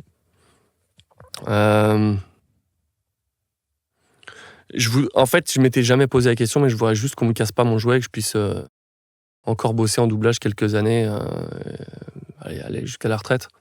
C'est marrant parce que tu reprends exactement la même expression que Michel Vignet qui vient de dire qu'il arrêtait. Ouais, parce que je te dis tout à l'heure, le côté business du jeu est dérangeant. Le côté où ça va trop vite, où il y a aujourd'hui des gens qui dirigent, je sais même pas qui c'est, je les connais pas. C'est pas pour dire si je les connais pas, c'est pas bien, mais il y a un truc où le métier il bouge beaucoup, très très vite. Mais c'est pas ça qui me fait peur. Moi, ce qui me fait peur, c'est l'IA, c'est ce qu'on va tenir jusque là, est-ce qu'on va nous laisser faire ça, parce que cette année où j'ai pas eu de taf m'a fait prendre conscience que je pouvais ne pas faire ce métier-là toute ma vie, et je me suis dit merde, mais qu'est-ce que je vais faire? Donc toujours la culpabilité de faire des trucs et pas faire du temps dans le temps libre et de bosser. Et donc du coup, compliqué de se dire merde, qu'est-ce que je vais faire si ça s'arrête? Donc en ce moment, je suis en train d'essayer de faire une bande démo pour peut-être prendre un agent pour essayer de tourner, parce que je veux pas être producteur d'émissions et animateur d'émissions toute ma vie. Je veux aussi jouer la comédie. Mais même si, dans le meilleur des mondes, je me mettais à tourner comme un bâtard, s'il n'y a plus de doublage, il y a vraiment une casse qui me manquerait de moi-même, quoi. J'ai fait ça toute ma vie. Moi, je sais piloter et jouer de la comédie. Et donc, tu m'en enlèves un, parce qu'à cause de mon agenda, à cause de mon accident, et deux, parce qu'il y a l'IA. Waouh, c'est la sacrée reconversion, quoi. Donc, ça m'inquiète un peu. Bon. Quel regard portent tes enfants sur tes activités diverses ? Ils sont fiers. Quel âge ils ont ? Ils ont 12 et 14, mais bientôt 15. Ils sont fiers, et puis ça leur montre des visions de la vie qu'ils avaient auxquelles peut-être pas pensé. Mon fils, qui veut faire ce métier-là, il veut être aussi streamer, mais il le sait pas encore, mais il est fait pour être streamer. Je suis tout le temps, putain, mais arrête de parler pendant que tu joues, quoi. Il commande tout ce qu'il fait. Il est fait pour être streamer. Mais leur regard, il est important, mais en tout cas, c'est si ça peut leur permettre d'ouvrir des portes et se dire qu'il y a plein de trucs possibles et que c'est pas que des études et que il faut avoir faim. Ça, c'est sûr, il faut avoir faim. Donc c'est ce que je leur dis, c'est qu'il faut juste savoir ce que tu veux faire et puis y aller à fond, et puis être le meilleur. Et il faut bosser. Et donc leur regard, il est important, mais en tout cas, je pense qu'il est. J'aime bien leur façon d'être et de comment ils pensent. J'espère, ça risque de faire de bons adultes. En conclusion, tu fais Christophe dans La Reine des Neiges. Alors t'as le micro, vas-y, interprète-nous, libéré, délivré, go. Non, moi ça dit j'ai perdu le nord. Ok, non, je déconne. Oui, je sais. Toi qui aimes platiner les jeux, quel est ton plus grand haut fait dans la vie, tu dirais? J'ai un truc qui me vient, mais à chaque fois, c'est quand je me mets à tourner. Si je me dis je me mets à tourner et que si je devais pleurer sur commande, c'est à ça que je penserais. Parce que le truc qui m'a le plus ému dans ma vie, c'est quand j'ai sauvé un petit de la noyade. Et ça, tu vois, rien que d'en parler, ça me met pas bien. C'était un moment qui était... C'était il y a longtemps? C'était en 2016 en Guadeloupe. Et le petit, on venait d'arriver, je te la raconte complet. On venait d'arriver en Guadeloupe et je suis en décalage horaire. Et toujours par ailleurs, je culpabilise, je bois une bière au bord de la piscine à 10h du mat. Voilà. Mais je sais pas pourquoi je suis là. Et je sais qu'il faut que je sois là, mais je sais pas pourquoi. Et je sais aussi que 6 mois avant, 1 an avant, j'avais fait le stage à la Croix-Rouge en me disant je suis sûr que ça va m'arriver, les enfants vont se noyer dans une piscine, il faut que je sache comment réagir. Et là, je suis la gare, comme ça, je bois ma bière. Et puis là, j'entends quelqu'un qui hurle. Et puis là, j'entends Hugo. Et puis là, je vois qu'il regarde la piscine et je vois un truc sombre au fond de l'eau.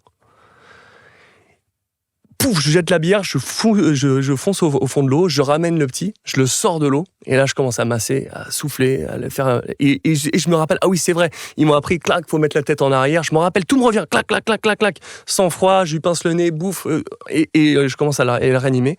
Il y a une meuf qui vient m'aider, et c'est ça, on a mis 9 minutes à faire repartir son cœur. Il était marrant. Et c'est le truc où je suis le plus fier de ma vie, quoi. Il y a de quoi. Et ce qui était cool, c'est que là, sa mère, elle m'appelait tous les ans. Oh, c'est top. C'était un... Tu vois, ça revient tout de suite et c'est trop beau. C'est le truc où je sais que... Voilà, j'ai fait ça. Ouais. Hugo, écoute, on l'embrasse. J'espère qu'il va très bien. T'as des petites nouvelles un peu ou pas? J'en ai plus. J'aimais bien le petit coup de fil tous les ans, ça, je faisais... Bon, cool. On fait passer ça. J'espère que ça reviendra. C'est ça, et puis...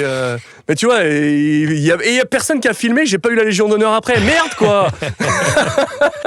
Écoute, maintenant c'est enregistré, peut-être que Macron t'entendra. Ouais, c'est ça. Non, mais en tout cas, si j'ai un message que je peux faire passer, c'est faites le stage, putain. Ça sauve des vies, pour le coup, c'est vrai. Ouais, littéralement. Mais ouais. J'ai une dernière chose à te demander. Est-ce que tu peux me faire la pomme dans Streets of Rage? Excellent. Voilà, c'était rien que pour mon délire. Bon, merci Donald, c'était bien du fun. Bah oui, c'était cool. Yes. Merci à toi. Et allez, salut l'artiste. À bientôt, puis sur une bande rythmo.